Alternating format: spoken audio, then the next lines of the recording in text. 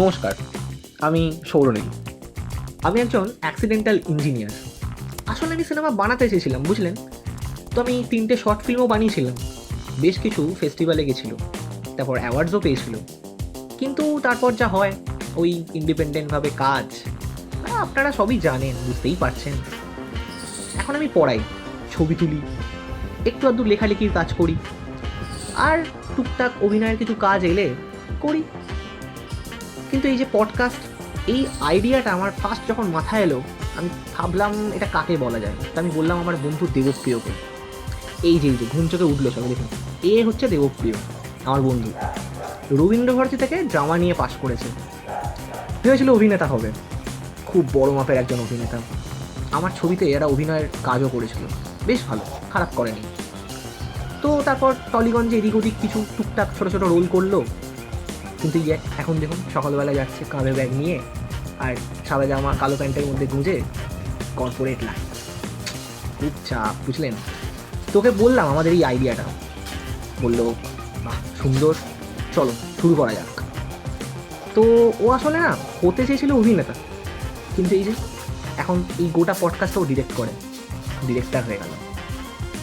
আর এই যে ক্যামেরা নিয়ে বসে আছে না, কী সব কারচুপি করছে, এ হচ্ছে অর্চন, আমার স্টুডেন্টের বন্ধু, আমাদের ডিওপি। হ্যাঁ ভাই বল। হ্যাঁ হ্যাঁ হ্যাঁ, শ্যুটটা করবো বললাম তো। হ্যাঁ হ্যাঁ, ওই দিন ফাইনাল ফাইনাল ফাইনাল। হ্যাঁ হ্যাঁ হ্যাঁ, আরে 1 মিনিট ধর তো, 1 মিনিট হোল্ড কর, কে ফোন করছে। হ্যাঁ দাদা বলুন। হ্যাঁ আপনাকে বললাম তো, 2-3 দিনের মধ্যে দিয়ে দেবো ডেলিভারি। হ্যাঁ হ্যাঁ হ্যাঁ হ্যাঁ, একটু তো টাইম দিন। হ্যাঁ হ্যাঁ, দিয়ে দেবো ফাইনাল ফাইনাল। হ্যাঁ ঠিক আছে। ক্লায়েন্ট ফোন করেছে, বুঝলেন। হ্যাঁ ভাই, এই যারা ফ্রিল্যান্সিং করে, হ্যাঁ, হ্যাঁ। এই ক্লায়েন্টটার মানে এই ব্যাপারটা খুব হেক্টিক, বুঝলেন তো। বিয়ে বাড়ি, অন্নপ্রাশন বাড়ি, বার্থডে, এগুলোর সব ক্যামেরা করে, ভালো করে। ওকে বললাম, বললো হ্যাঁ কেন করবো না, তো রাজি হয়ে গেল। আমাদের একটা দরকার ছিল শুধু এডিটার। এইটা হচ্ছে আয়ুষ, এই যে কম্পিউটারের সামনে টুকটুক করে এডিট করছে, ও একটা কোম্পানিতে এডিট করে, বুঝলেন তো। ওখানে এডিট করে খুব একটা মজা পাচ্ছে না, কিন্তু কাজ করার ছেলের হেভি খিদে। তো পুরো ব্যাপারটা শুনে বললো চলো, আমি না রাজি। তো এবার আসুন আপনার সাথে একটু আলাপ করাই সব থেকে ইয়াংগেস্ট মেম্বারের সাথে। এই যে চুলটা ঠিক করছে, এইটা হচ্ছে অঙ্কন, আমাদের এই পুরো টিমের সব থেকে কনিষ্ঠতম সদস্য। ও হচ্ছে পাবলিসিটি ডিজাইনার। বুঝলেন না পাবলিসিটি ডিজাইনার কি? আচ্ছা দাঁড়ান একটু সহজ করে বলি। এই যে রিল, তারপর এই যে আপনি থাম্বনেল, এগুলো দেখেন না, তো এগুলো এডিট করে, বুঝলেন।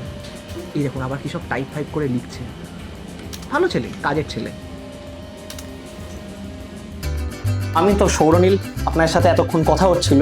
তো এই মজলিসের আমরা আজকে এসে গেছি 5th এপিসোডে, রাইট। তো আমাদের আজকের যিনি গেস্ট, তার নাম হচ্ছে কী হবে বলি, আপনারা দেখুন এপিসোডটা, এটা বেটার।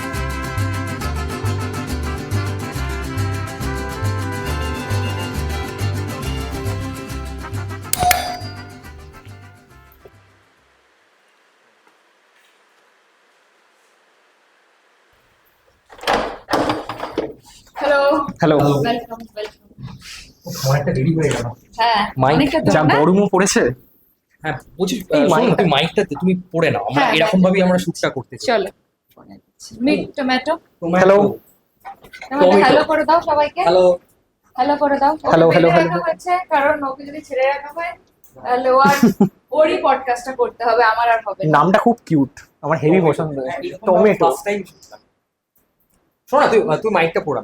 ওকে ওকে, অনই আছে। তুমি একটু বসো। হ্যাঁ, চিৎকার করবে না, চিৎকার করবে না। ও কি টমেটো খেতে ভালোবাসে, মানে এরকম? না, ও টমেটো খেতে ভালোবাসে না। ও আসলে যখন এসেছিল তখন ও এইটুকু ছিল, ওকে। তো আর একদম রেড কালারের এইটুকু ছিল তো। মাম্মা মানে অনুভবের মা ওর নাম রেখেছে আচ্ছা, টমেটো। বসে গেছে। তো ব্যাখ্যাগুলো রাখি। আমরা হ্যাঁ হ্যাঁ প্লিজ এসো। Thank you.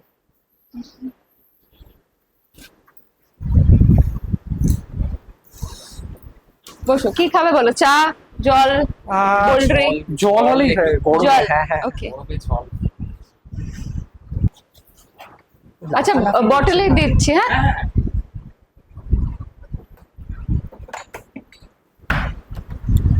এনো।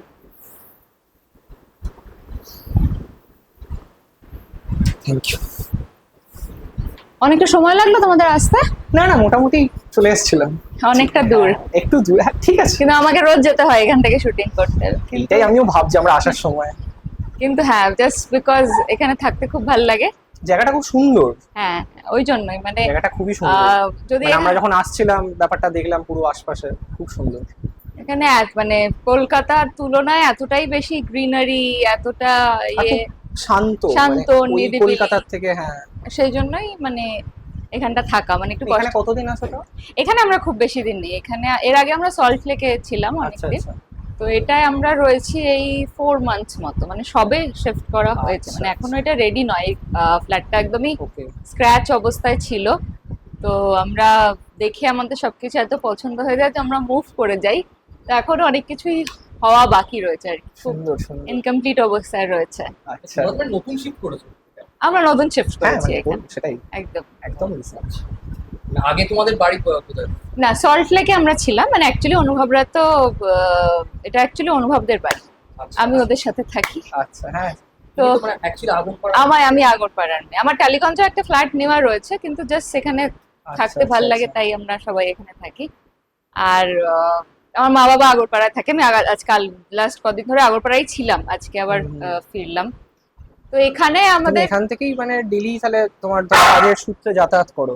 হ্যাঁ, আমার যে এই যে সিরিয়াল চলছিল, আমার হ্যাঁ, হ্যাঁ। ইন্দ্রপুরীতে শুটিং চলতো, তো আমি এভরিডে এখান থেকে 7টায় বেরোতাম, আচ্ছা, 8টায় আচ্ছা। ইন্দ্রপুরী স্টুডিও আমি বুঝতে ঢুকতাম। পেরেছি। 1 ঘন্টা লাগে এখান থেকে, কিন্তু ঠিক সেটার আছে। একটা মানে মজা আছে এখানে। হ্যাঁ মানে জায়গাটা বেশ ভালো।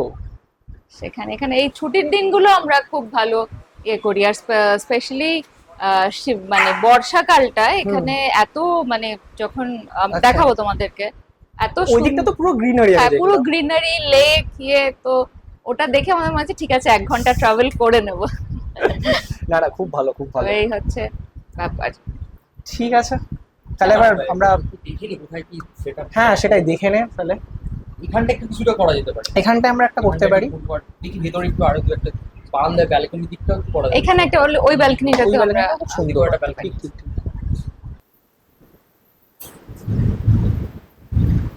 সরি, কি বসে দেখি একটু।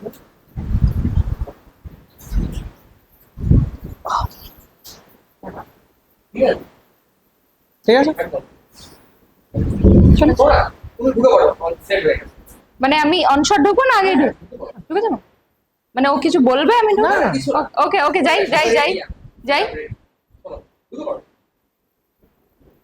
নাও। Thank you.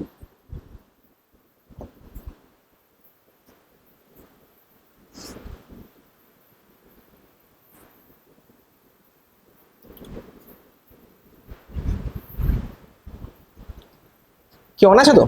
একদম। ফোকাস ফোকাস ঠিক আছে ভাই? ব্যাস ব্যাস, শুরু করছি তাহলে। ফোকাস ঠিক আছে? তো আজকে তো বাইরে তোমার খুবই ভালো বৃষ্টি পড়ছে। হুম। একটু আগে বৃষ্টি নিয়ে কথা হচ্ছিল তোমার সাথে। তো তোমার মানে তুমি এখানে তো মানে বললে বেশ রিসেন্ট এসেছো আর কি। তো তোমার আগে বাড়ি হচ্ছে আগরপাড়া। আমি বেসিক্যালি আগরপাড়ার মেয়ে, মানে আমার মা বাবা এখন আগরপাড়া থাকে। আমার যে বাড়ি এখনো সেটা মানে তোমার আগরপাড়াতে। স্কুলিং ওখানে? স্কুলিং আগরপাড়াতে, আর আমার কলেজ হচ্ছে হাজরা যোগমায়া দেবী। আচ্ছা, তো তখনও আমি মানে south এ? আগরপাড়া থেকে সাউথে ট্রাভেল করতাম। ওকে। তো তোমার ছোটবেলাটা কিরকম ছিল আমাকে মানে সেটা একটু যদি বলো, কারণ আমরা সবার শুরুতে একটু ছোটবেলা নিয়ে জিজ্ঞাসা করলাম। ছোটবেলা থেকেই তো ওই আপব্রিঙ্গিংটা আর কি হয়।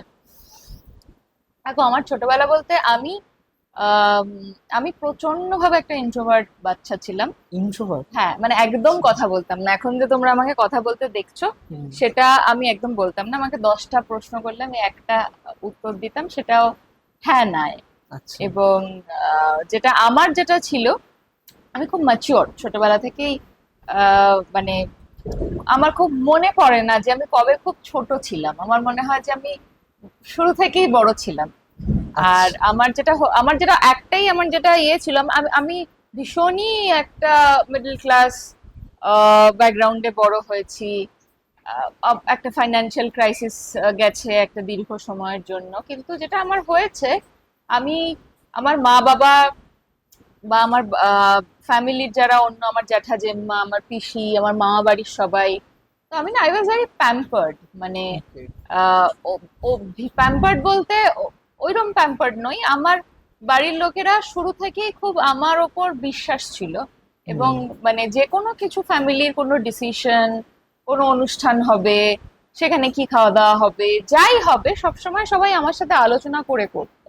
আচ্ছা। আর আমার যেটা ছিল যে আমি ছোটবেলা থেকে একটাই, আমার কোনোদিন মনে হয়নি যে আমি অভিনেত্রী হব, কারণ আমার আয়নায় নিজেকে দেখে মনে হতো না যে আমি নায়িকা বা অভিনেত্রী হওয়ার জন্য যা যা ফিচার্স এর প্রয়োজন সেগুলো আমার মধ্যে রয়েছে। কিন্তু আমার যেটা ছিল, আমার একটা ভয়ঙ্কর সিনেমার প্রতি অ্যাডিকশন ছিল ছোটবেলা থেকে। আমি সিনেমাই দেখতাম, মানে আমি খুব কম খেলতে যেতাম বাইরে। আচ্ছা। মানে আমার এই সিনেমার পাগলামিটাকে না বরাবরই আমার মা বাবা খুব প্রশ্রয় দিত। মানে তখন তো আর অন্য কোনো ভাবে সিনেমা দেখার অত এক্সপোজার ছিল না, ছোট ছিলাম, হলেও যেতে পারতাম না খুব একটা বেশি। তো ধরো তখন আমাদের ওই ওয়ার্ল্ড টেলিভিশন প্রিমিয়ার যেটা হতো, যে ওই অমুক সিনেমাটা অমুক দিন দেখাবে, এবার সেটা হয়তো এমন একটা সময় সেটা দেখানো হবে যেটা আমার স্কুলের টাইমিং, তো আমি ওটা বাড়িতে বলতাম যে অমুক দিন কিন্তু ওই সিনেমাটা টিভিতে দেখাবে, আমি কিন্তু স্কুলে যাব না। মানে এটা আমার অন্য বন্ধু বান্ধবদের কাছে একটা ভয়ঙ্কর ব্যাপার ছিল যে মা বাবাকে বলছি, এটা মানে মেরেই দেবে, সিনেমা দেখবো বলে আমি সিনেমা আজকে দেখবো বলে স্কুলে যাব না। আচ্ছা। কিন্তু আমার মা বাবা খুব প্রশ্রয় দিত সেটাকে। আর মানে আমি জানি না, আমার মা বাবারও একটা সিনেমার প্রতি ভালোবাসা ছিল, ওরা দূর দূরান্তেও কোনোভাবে ইন্ডাস্ট্রির সাথে যুক্ত নয়, কিন্তু ওদেরও আমি, আমার মা বাবা তিনজন মিলে শুধু সিনেমা নিয়ে কথা বলে বা সিনেমা দেখে, অমিতাভ বচ্চন, শাহরুখ খান, আমির খানকে নিয়ে কথা বলে অনেক রাত কাটিয়ে দিয়েছি, এরকম হয়েছে। তো মানে ওই হিন্দি সিনেমাই দেখতে না, সেখানে ধরো বাংলা ছবি বা কোনো আমার বিদেশি ছবি? ছোটবেলাটা বেশিরভাগটা কেটেছে হিন্দি সিনেমা দেখে, মানে আচ্ছা। টিপিক্যাল বলিউড সিনেমা দেখে। আর সেটা মানে শুধু আমার ওই সময় রিসেন্ট টাইমের সিনেমা নয়, মানে আমি একদম রাজ কাপুর, গুরুদত্তের সময় থেকে দেখতাম সিনেমা। আর মুখস্থ, আচ্ছা। তুমি যদি আমাকে বলো, আমার রাজ কাপুরের সিনেমা থেকে মুখস্থ যে কোন আচ্ছা। সালে কোন সিনেমা বেরিয়েছে আমি বলে দেবো। ওকে। তো আমি দেখতাম, এবং এমন ছিল না যে আমার বন্ধুরা, সেই সময় আমরা যখন বড় হচ্ছি তখন রণবীর কাপুর আসছে, রণবীর সিং আসছে, সরি, কিন্তু আমার কিন্তু সব সিনেমা, অমিতাভ বচ্চনের সব সিনেমা, ঋষি কাপুরের সব সিনেমা, আমার সেই সময় ঋষিকেশ মুখার্জির সিনেমা, আমার সব মুখস্থ ছিল। আর আচ্ছা। আমার এরকম অনেক বন্ধু ছিল যাদের বাড়িতে সিনেমা দেখা একদমই অ্যালাউই ছিল না, মানে তারা বাড়িতে পারমিশন পেত থাকে, না। হ্যাঁ হ্যাঁ। কিন্তু আমার আমার আমার মনে হয় আমার অভিনয়ের জার্নিটা শুরু হয়েছে ওখান থেকে। কি হতো, যেহেতু ওদের বাড়িতে পারমিশন ছিল না, তো আমি যেহেতু রোজ একটা করে সিনেমা দেখতাম, তো আমি করতাম ওই লাঞ্চ ব্রেকে সবাই এরকম গোল হয়ে বসতো, আর আমি আগের দিন যে সিনেমাটা দেখেছি সেই পুরো সিনেমাটা আমি এনঅ্যাক্ট করে ওদেরকে দেখাতাম, প্রত্যেকটা পুরো গল্পটা। তো সেখান থেকে আমার মনে হয় যে আমার অভিনয়ের ওটাই- জার্নিটাও শুরু হয়েছে, ওটাই মানে বীজ ছিল, ওখান থেকেই ওখান তৈরি থেকে আমার হয়েছে। মনে আচ্ছা হয় আচ্ছা। তাই, হ্যাঁ। আর তার মানে তুমি তুমি সেই সময় কোনো ধরো অভিনয় করবার সুযোগ এসছে, মানে স্কুলেতে হোক বা পাড়ার না, আমি তো ভীষণ শাই ছিলাম না, আমি আচ্ছা, একদম স্টেজে উঠতে পারতাম না। কিন্তু আমি স্কুলে চলাকালীন অনেক প্লে ডিরেক্ট করতাম, বা ডিরেক্ট করতে? হ্যাঁ, স্কুলে আমার আচ্ছা। বরাবরই আমার অনুভবের দুজনেরই বরাবরই বিহাইন্ড ক্যামেরায় কাজ করার কথা, আমরা খুব একটা Okay. ক্যামেরার সামনের মানুষ নই। কিন্তু যেটা হলো, তারপর ওই আমি যখন 9-এ পড়ি ক্লাস, তখন আমাদের বাবারই এক বন্ধুর একটা থিয়েটার গ্রুপ ছিল, সে বাবাকে বললো যে ওর যখন ইন্টারেস্ট আছে ওকে পাঠাও। হুম। তো সেখানে আমি যাই, এবং সেখানে গিয়ে আমি বলে দিই যে আমি কিন্তু স্টেজে অভিনয় করতে পারবো না, আমাকে পেছন থেকে বলো, আচ্ছা। যা করার আমি করব। তারপর যেটা হয়, থিয়েটার গ্রুপে একদিন একটা এরকম চরিত্র এলো, যে চরিত্রটা সবাই বললো যে তোকেই করতে হবে। Okay. খুব আড়ষ্ট ভাবে পড়া শুরু করলাম, সেটা কি ওই সময় মানে 9-10, ক্লাস 9-10 ওই আচ্ছা। সময়টা। এবং প্রথম শোটাতে একদম কমপ্লিটলি একটা পোর্শন ভুলে গিয়ে একটা অন্য পোর্শনে ঢুকে অন্য ডায়লগ বলতে শুরু করে দিলাম নার্ভাসনেসে। কিন্তু তারপর আস্তে আস্তে ওই চরিত্রটা করতে করতে করতে করতে ওই চরিত্র, আজ বিতিনের জন্মদিন বলে একটা নাটক আমি করতাম আচ্ছা। তখন, মানে অনেকগুলো নাটক করেছি, ওই চরিত্রটা আমার সেই সময় খুব বিখ্যাত হয়েছিল, এবং ওটা আমি প্রচুর শো করি সেই সময়। Okay. তারপর আস্তে আস্তে সিনেমায় আসা আর কি। আচ্ছা। মানে তোমার পড়াশোনার সাথে তো মানে কোনো রকম ভাবে অভিনয় বা ধরো সিনেমার কোনো কানেকশন কি ছিল? মানে তুমি সেই সময় যখন সিনেমা দেখতে, তোমার কি সেরকম কোনো মনে হয়েছে যে আমি এটা নিয়ে আমার পার্সিউ খুব করব? ইচ্ছে ছিল যে আমি সিনেমা নিয়ে পড়াশোনা করি, আচ্ছা। কিন্তু সেটা হয়ে ওঠেনি। নানা, ওকে। সরি, একটু কাটবে, সরি হুম। সরি, যাই। চলো। হ্যাঁ বলো। আমার সেটা খুব বলুন। ইচ্ছে ছিল সিনেমা নিয়ে পড়াশোনা করার, কিন্তু সেটা হয়ে ওঠেনি সেইভাবে আচ্ছা। পরিস্থিতির কারণে। কিন্তু পড়াশোনাটা করতে মানে মোটামুটি একটু 11-12 থেকেই আস্তে আস্তে খুব অদ্ভুত ভাবে বিনা চেষ্টাতেই বলতে গেলে আমার কাছে নানান দিক থেকে যোগাযোগ আসে, এবং যখন শুরুর দিকে আমি কাজগুলো করছিও তখনও আমি অতটা সিরিয়াস ছিলাম না, মানে আচ্ছা। অভিনয় নিয়ে বলছি।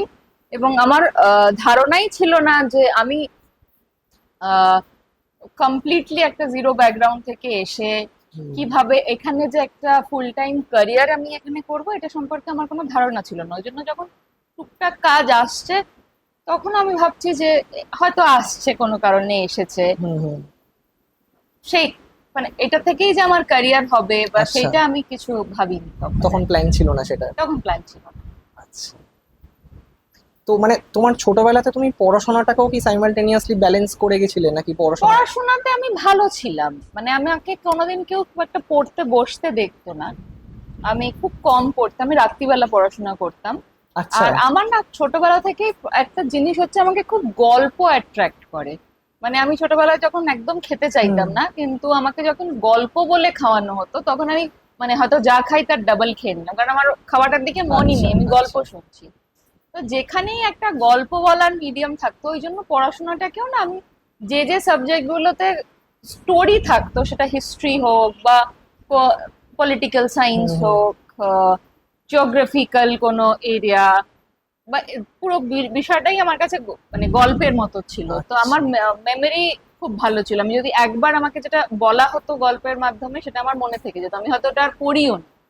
তো সেই কারণে পড়াশোনাতে অটোমেটিক মোটামুটি ভালো রেজাল্ট হতো, ওই জন্য মা বাবাও কিছু খুব একটা তোমার যে বলতো না। গল্প ভালো লাগতো মানে তুমি কি বই পড়তে ছোটবেলায়, কোনো হ্যাঁ, গল্পের বই? বই পড়তাম আচ্ছা। প্রচুর। মানে সিনেমা দেখার সাথে গল্পের সিনেমার বইও? দেখার সাথে গল্পের বই পড়ার একটা কিরকম আহ, ধরনের গল্পের বই পড়তে?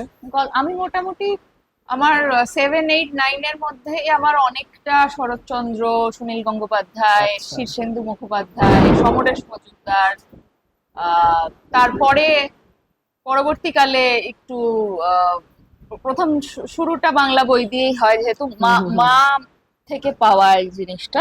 আচ্ছা। এবং পরবর্তীকালে আস্তে আস্তে ইংরেজি সাহিত্যের দিকে কিছুটা, তো সেইগুলো আমার মোটামুটি পড়া হয়ে গেছিল, এবং তারপর তো আস্তে আস্তে ওয়ার্ল্ড লিটারেচার পড়া স্টার্ট করি। কিন্তু আচ্ছা। বরাবরই আমার গল্পের ক্ষেত্রে বা লিটারেচার ক্ষেত্রে আমাকে বাংলাটাই টানে।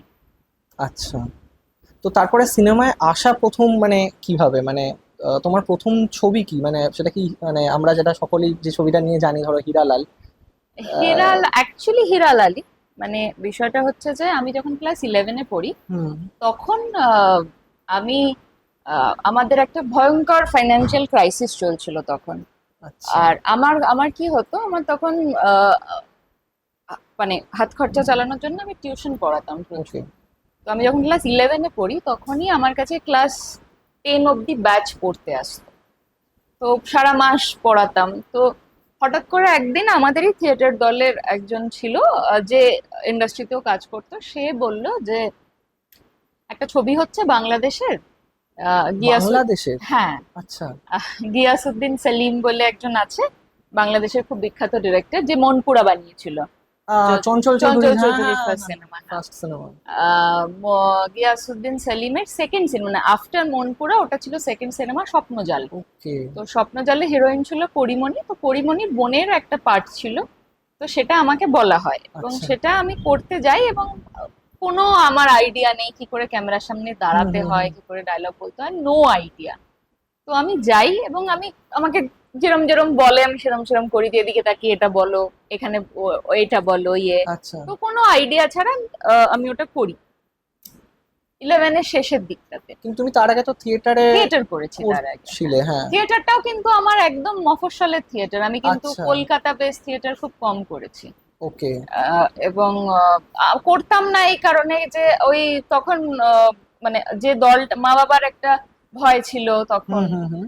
আর যেহেতু যে দলটা কাজ করতাম সেই দলটা সবাই মোটামুটি আমার বাবার চেনা জানা লোক ছিল, শুধুমাত্র সেই দলটাতেই কাজ করতে দিত তখন। হুম। তো আমি ওই শুটিংটাতে যাই প্রথমবার মাকে নিয়ে। তো সেটা কোথায় হয়েছিল, মানে সেটা কলকাতাতে না? কলকাতাতে শুটিং কলকাতা হয়েছিল, শুটিং আমাদের হর্তকি বাগান লেনের যে বাড়িটা, আচ্ছা ওই আচ্ছা। বাড়িটাতে শুটিং হয়েছিল। এবং প্রথমবার সামনে থেকে আমার মায়ের চরিত্রে রেশমি মিত্র ছিল, আমার বাবার চরিত্রে ছিল বিপ্লব বন্দ্যোপাধ্যায়, ফরাজ মুকাই সরি শঙ্কর চক্রবর্তী একটা চরিত্রে ছিল, পরিমণি ছিল। তখন যে হিরো ছিল ইয়াশ, এখন বাংলাদেশে খুব ভালো কাজ করছে। হ্যাঁ, ও হ্যাঁ, ও ও ছিল, ওর ফার্স্ট ছবি ওটা, ইয়াশ। আচ্ছা, আরো অনেকে বাংলাদেশের অনেক বিখ্যাত অ্যাক্টররা ছিল। তো মানে আমাকে ওটা কি বাংলাদেশ এবং কলকাতার যৌথ? ইন্দো আচ্ছা, বাংলাদেশ আচ্ছা, আচ্ছা। প্রোডাকশন ছিল ওটা। তো ওইটা আমি করি, এবং যেটা হয় বেসিক্যালি যে ওই ছবিটা আমার 6 দিন না 7 দিনের কাজ ছিল তখন। এবং যেদিনকে ওটা শেষ হয় সেদিনকে, যেহেতু বাংলাদেশের প্রোডাকশন ছিল, ওরা তো ক্যাশে টাকা পেমেন্ট হুম করতো। হুম হুম তো আমার হাতে পার ডে 5,000 না 6,000, তখন টাকা বেশি ছিল, এখন কমে গেছে ইন্ডাস্ট্রিতে। আচ্ছা, তো এখন কোনো এটা এটা কোন সময়ের কথা বলছো তাও? আমি বলছি এটা 2015, 2015, হ্যাঁ 10-11 বছর আগে। হ্যাঁ। তো আমার হাতে একটা ওই পার ডে 5,000 কি 6,000 অ্যামাউন্টে হুম, 5-6 দিনের যে টাকাটা হয়, ওই টাকাটা দেওয়া হয়। ওই টাকাটা হাতে পাওয়ার পর আমার মনে হয় যে আমি সারা মাস পড়িয়ে সারা মাস ধরে এত খাটনি করে এদের পড়িয়ে, মানে যদিও আমার পড়াতে খুব ভাল লাগতো, কিন্তু যেহেতু তখন একটা ফাইন্যান্সিয়াল ক্রাইসিস চলছিল, যে টাকাটা আমি সারা মাসে পাচ্ছি, এই টাকাটা আমি এখানে একদিনে পাচ্ছি। আচ্ছা, তো আমার মনে হচ্ছে খুব মজার কাজ বিষয়টা। তো আমি ভাবি যে বেশ মজার তো বিষয়টা। তো আমার খুব মজা লাগে যে যদি এরকম কাজ আসে করব, কিন্তু সিরিয়াসলি নয় বিষয়টা। পুরো জিনিসটাই হচ্ছে যে আমার ওই যে এরকম গিয়ে 4টে ডায়লগ বলার জন্য এত টাকা দেওয়া হয়। আর তুমি তো ছোটবেলা থেকে সিনেমা দেখতে এবং হ্যাঁ, তোমার মধ্যে সিনেমা একটা ভালো লাগা ছিল। প্রথম আমি শুটিং দেখি সামনে হ্যাঁ থেকে। হ্যাঁ হ্যাঁ এবং সব থেকে যেটা মজার জিনিস হয়, আমি যখন ডাবিং করতে যাই, মানে আমি যেদিনকে শুটিং এও প্রথম দিন যাই, সেটা আমার শুটিং দেখাও প্রথম দিন, মানে তার আগে আমি কোনোদিন ভিজুয়ালি ঠিক শুটিং ঠিক দেখিনি। ঠিক। এবং যেদিনকে আমি ডাবিং করতে যাই, সেদিনকে ডাবিং স্টুডিও আমার ফার্স্ট দেখা, আচ্ছা, এবং কিভাবে ডাবিং করতে হয় আমি কিচ্ছু জানি না।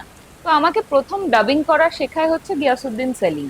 ওকে। তো আমার যেটা ছিল থিয়েটারের ক্ষেত্রে একটু চেঁচিয়ে ডায়লগ বলা, একটু যাতে অডিয়েন্স শেষ অব্দি, চেঁচিয়ে মানে একটা ভলিউমটা যাতে শেষ অব্দি পৌঁছায়, সেটার একটা অভ্যাস ছিল। তো আমি ওইভাবেই একটা বলছিলাম। তো ওই সালিম ভাই আমাকে বলে যে না, তোমার কাছে মানে এখানে সিস্টেমটা এরকম যে তুমি ফিসফিস করে বললেও সেটা সবাই শুনতে পাবে। শুনতে পাবে। তো উনি আমাকে ধরে ধরে ডাবিং করা শেখায়, এবং প্রথম 15-20 মিনিটের মধ্যেই আমার ডাবিং এর ব্যাপারটা এত সড়গড় হয়ে যায়। তারপর আমি ওনাদেরকে বলি যে তোমরা একটা সিন, পুরো সিনটা চালিয়ে দাও, আমি করে মেলাতে মেলাতে যাব। এবং আচ্ছা, আমি একটা গোটা 5 মিনিটের টানা সিন ওইভাবে আমার পার্ট গুলো মিলিয়ে মিলিয়ে মিলিয়ে মিলিয়ে পুরো ডাবিংটা করে দিই। তো সেলিম ভাই বলে যে আরে এ তো ডাবিং এ পুরো বাঘের বাচ্চা। তো তো সেই আমার একটা ডাবিং এর জার্নি শুরু হয়।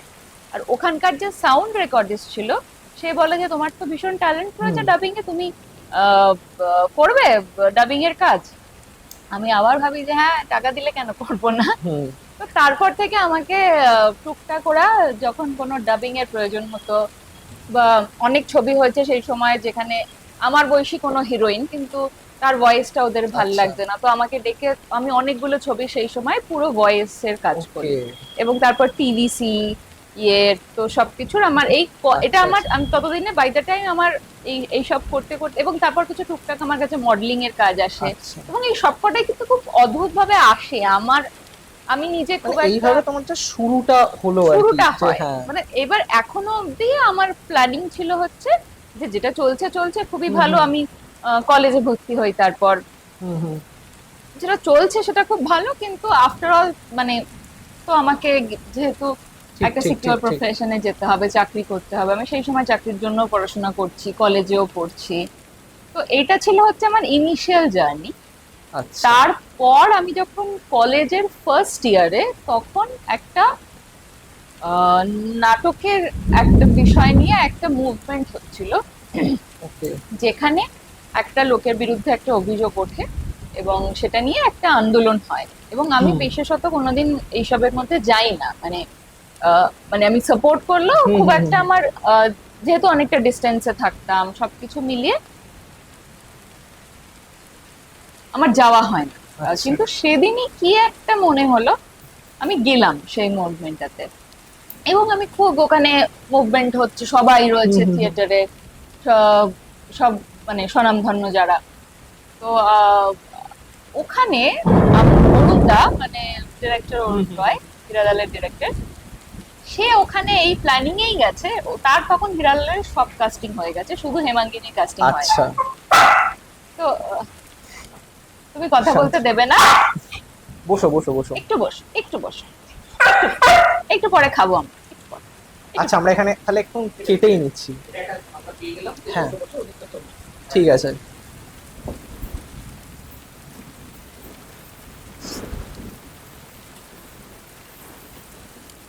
তোমরা না একবার এখানটা দেখতে পারো যে করা যায় কিনা, কারণ দিস ইজ দ্য প্লেস যার জন্য আমি রোজ Wow. 1 ঘন্টা ট্রাভেল করে এখান থেকে টালিগঞ্জ যাই, কিন্তু শুধুমাত্র এই জায়গাটার জন্য সেটা। আর এখানে আমার মনে হয় আমরা কিছু ভালো শট এখানে খুব পেতে পারি। সুন্দর আমরা একটা আড্ডা দিতে পারি, আর হ্যাঁ। বৃষ্টিও পড়ছে বাইরে। আমরা এলাম তখন রোদ ছিল, হ্যাঁ, এখন বৃষ্টি। আর এটা বৃষ্টি যখন পড়ে মানে এটা সত্যি খুব অন্যরকম একটা ভিশন, যেটা মানে সচরাচর তুমি কলকাতা বৃষ্টি শহরে। পছন্দ করো? আমি প্রচন্ড বৃষ্টি পছন্দ করি, আর আমার সাথে একটা বৃষ্টির লাক আছে। আচ্ছা। মানে মাঝে মধ্যে এরকম হয় যে আমাকে মানে আমি আজ অব্দি কোনো এটা বললে আমি জানি না এরপর থেকে মানে আমাকে আরো লোকে কাজ দেওয়া বন্ধ করে দেবে, সর্বনাশ। কারণ আমি শুটিং এ আছি আর একটু আজ কোনো ছবি বা কোনো কিছুতে বৃষ্টি হয়নি, এটা হয়নি আজ অব্দি। আমি আছি মানে বৃষ্টি হবে, কারণ আমার জন্ম একদম ভরা বর্ষায়। আর আমার জানি না আমি কি হয়, আমার এরকম হয়েছে যে আমি মে মাসের গরমে পুরুলিয়া গেছি, লোকে আমাকে বলছে যে যাস না মরে যাবি গরমে। আমি গেছি, সেদিন থেকে বৃষ্টি। তো এটা আমার সঙ্গে ভয়ঙ্কর বৃষ্টির লাগ আছে। তো আমি যাই কিছু করার ট্রাই করি, সবসময় সেটা বৃষ্টি দিয়ে শুরু হয়। আর দেখো কি অদ্ভুত ভাবে, তোমার জীবনে প্রথমবার পডকাস্ট শুট করছি, সেখানেও আজকে বৃষ্টি হচ্ছে। আজকেও বৃষ্টি হচ্ছে। বৃষ্টি তোমার কাছে শুভ, তার মানে বৃষ্টিটা, হ্যাঁ, বৃষ্টির সাথে আমার কিছু একটা কানেকশন আছে। কানেকশন আছে। ঠিক আছে। ঠিক আছে। রোলিং। তো আমরা ওই হিরালাল প্রসঙ্গে কথা বলছিলাম। হুম। তো তো তারপরে তোমাকে ওই প্রোটেস্ট যেখানে চলছিল, এখানে ওই থিয়েটারে নিয়ে তুমি যেটা হ্যাঁ। কথাটা বলছিলে, অ্যাকচুয়ালি অরুণদা ওখানে গেছিলই হেমাঙ্গিনী খুঁজতে। মানে বাকি সব কাস্টিং বাকি সব কাস্টিং হয়ে গেছিল, কিঞ্জলদার কাস্টিং হয়ে গেছিল, অর্ণদা কাস্টিং হয়ে গেছিল, সবারই মোটামুটি কাস্টিং হয়ে গেছিল। হেমাঙ্গিনী পাওয়া যায়নি কোনো। আচ্ছা। তার আগে অনেক যারা হয় না মানে যারা এস্টাবলিশড অভিনেত্রী, তাদের সাথেও কথা হয়েছে, কিন্তু সামহাও অরুণদার ভিশনে যেটা ছিল সেটা অরুণদা পাচ্ছিল না। তো অরুণদা ওখানে এই প্ল্যানিং এ গেছিল, যেহেতু ওখানে একটা প্রতিবাদ হচ্ছে, তো সেখানে প্রচুর মেয়েরা আসবে এবং থিয়েটারের মেয়েরা আসবে, তো নিশ্চয়ই ওখানে আমি কিছু অপশনস পাবো। তো অরুণদা, আমি এরকম ভিড়ের মধ্যে দাঁড়িয়ে রয়েছি, এবং তার আগে আমি ফেসবুকে সেই সময় থিয়েটার এবং পলিটিক্সের খুব কি বলবো, খুবই খুব সোচ্চার ছিল কিছু। সোচ্চার, না না না না, আমি আমার কথা বলছি না, থিয়েটার এবং পলিটিক্সের খুব উচ্চ স্থানীয় এবং বেশ শাসক শ্রেণীর একজন Okay. লোকের বিরুদ্ধে একটা জিনিস লিখেছিলাম। তুমি লিখেছিলে? আমি লিখেছিলাম, Okay. যে ওইটার জন্য, মানে ওই প্রসঙ্গে ওই আর কি? প্রসঙ্গে, হ্যাঁ। Okay. এবং অরুণদা এবার যেহেতু কাস্টিং কাউচ নিয়ে প্রতিবাদ চলছিল, তো অরুণদা আর আমাদের যে রাইটার সৌনভদা, সে ছিল।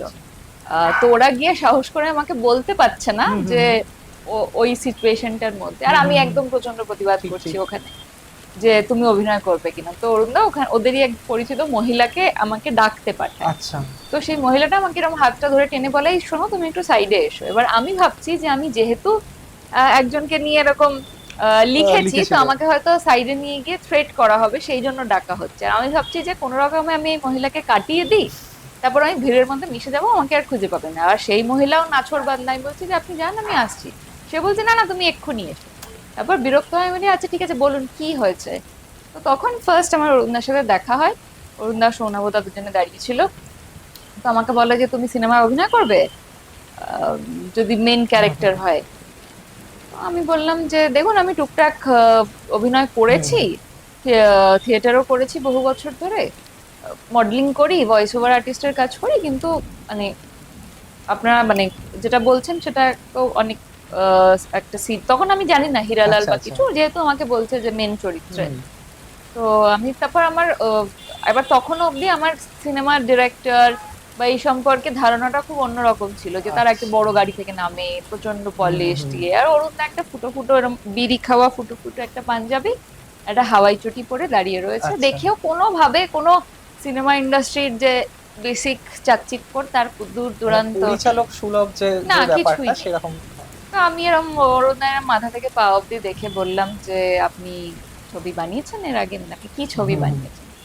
তো উনি বললো যে আমি 11 আর চোলাই বলে একটা ছবি বানিয়েছি। এবার চোলাইটা সম্পর্কে আমার সত্যি ধারণা ছিল না, চোলাই তার আগেই ব্যান করে দেওয়া হয়েছিল ওয়েস্ট বেঙ্গল গভর্নমেন্ট থেকে। 11টা আমি কিছুটা জানতাম। এবং এই 11 প্রসঙ্গে আমি একটা কথা বলবো, হ্যাঁ। তোমাকে ইন্টারাপ্ট করি বলি। আমার বাড়ি যেখানে এবং আমাদের পুরো টিমের বাড়ি মোটামুটি যে জায়গায়, সেখানে ইনডোর স্টেডিয়াম বলে একটা জায়গা এখন হ্যাঁ, আছে, যেখানে আমাদের হেলিপ্যাড আছে, যেখান থেকে কোথায় নবান্ন এটা, থেকে কোথায়? হাওড়া। হাওড়া। হাওড়া তো 11-র একটা পার্ট, যেটা লাস্ট পার্ট, যেখানে ওই খেলার পার্টটা খেলার ওই part। স্টেডিয়ামে শুট হয়েছিল, এবং ও সেটা আচ্ছা আমার মনে আছে যখন শুট ছিল আমার স্কুল থেকে আমরা বেশ কয়েকটা বন্ধু মিলে দেখতে গেছিলাম আর কি।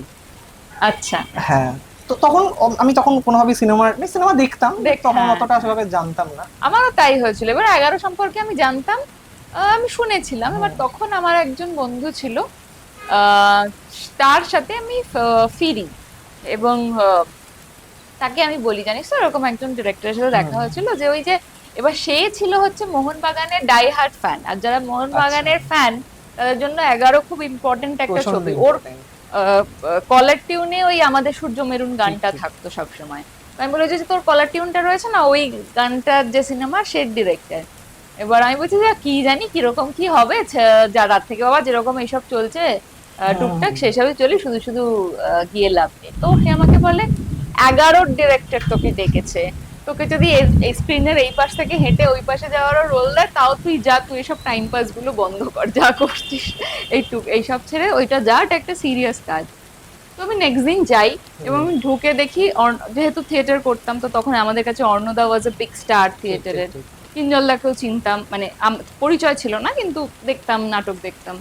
তো অর্ণদা, কিঞ্জলদা বসে রয়েছে, গোপী ভাগাত ছিল সেই সময়, গোপী ভাগাতকে চিনতাম না, টিওপি। তো আমি দেখি এবার অর্ণদা, কিঞ্জলদাকে দেখে আমার মনে হয় যে ও এরে, এদের সাথে অভিনয় করতে হবে। তো ভীষণই মানে অর্ণদার ফ্যান ছিলাম সবসময়। তো আমাকে বলে যে হিরালাল সেন বলে কারোর নাম শুনেছো? তো আমি বলি যে না, শুনিনি। তো এরকম করে। তো তারপর ওরা এরকম নিজেদের মধ্যে কিছু একটা চোখাচোখি করা শুরু করে, আই ডোন্ট নো কি।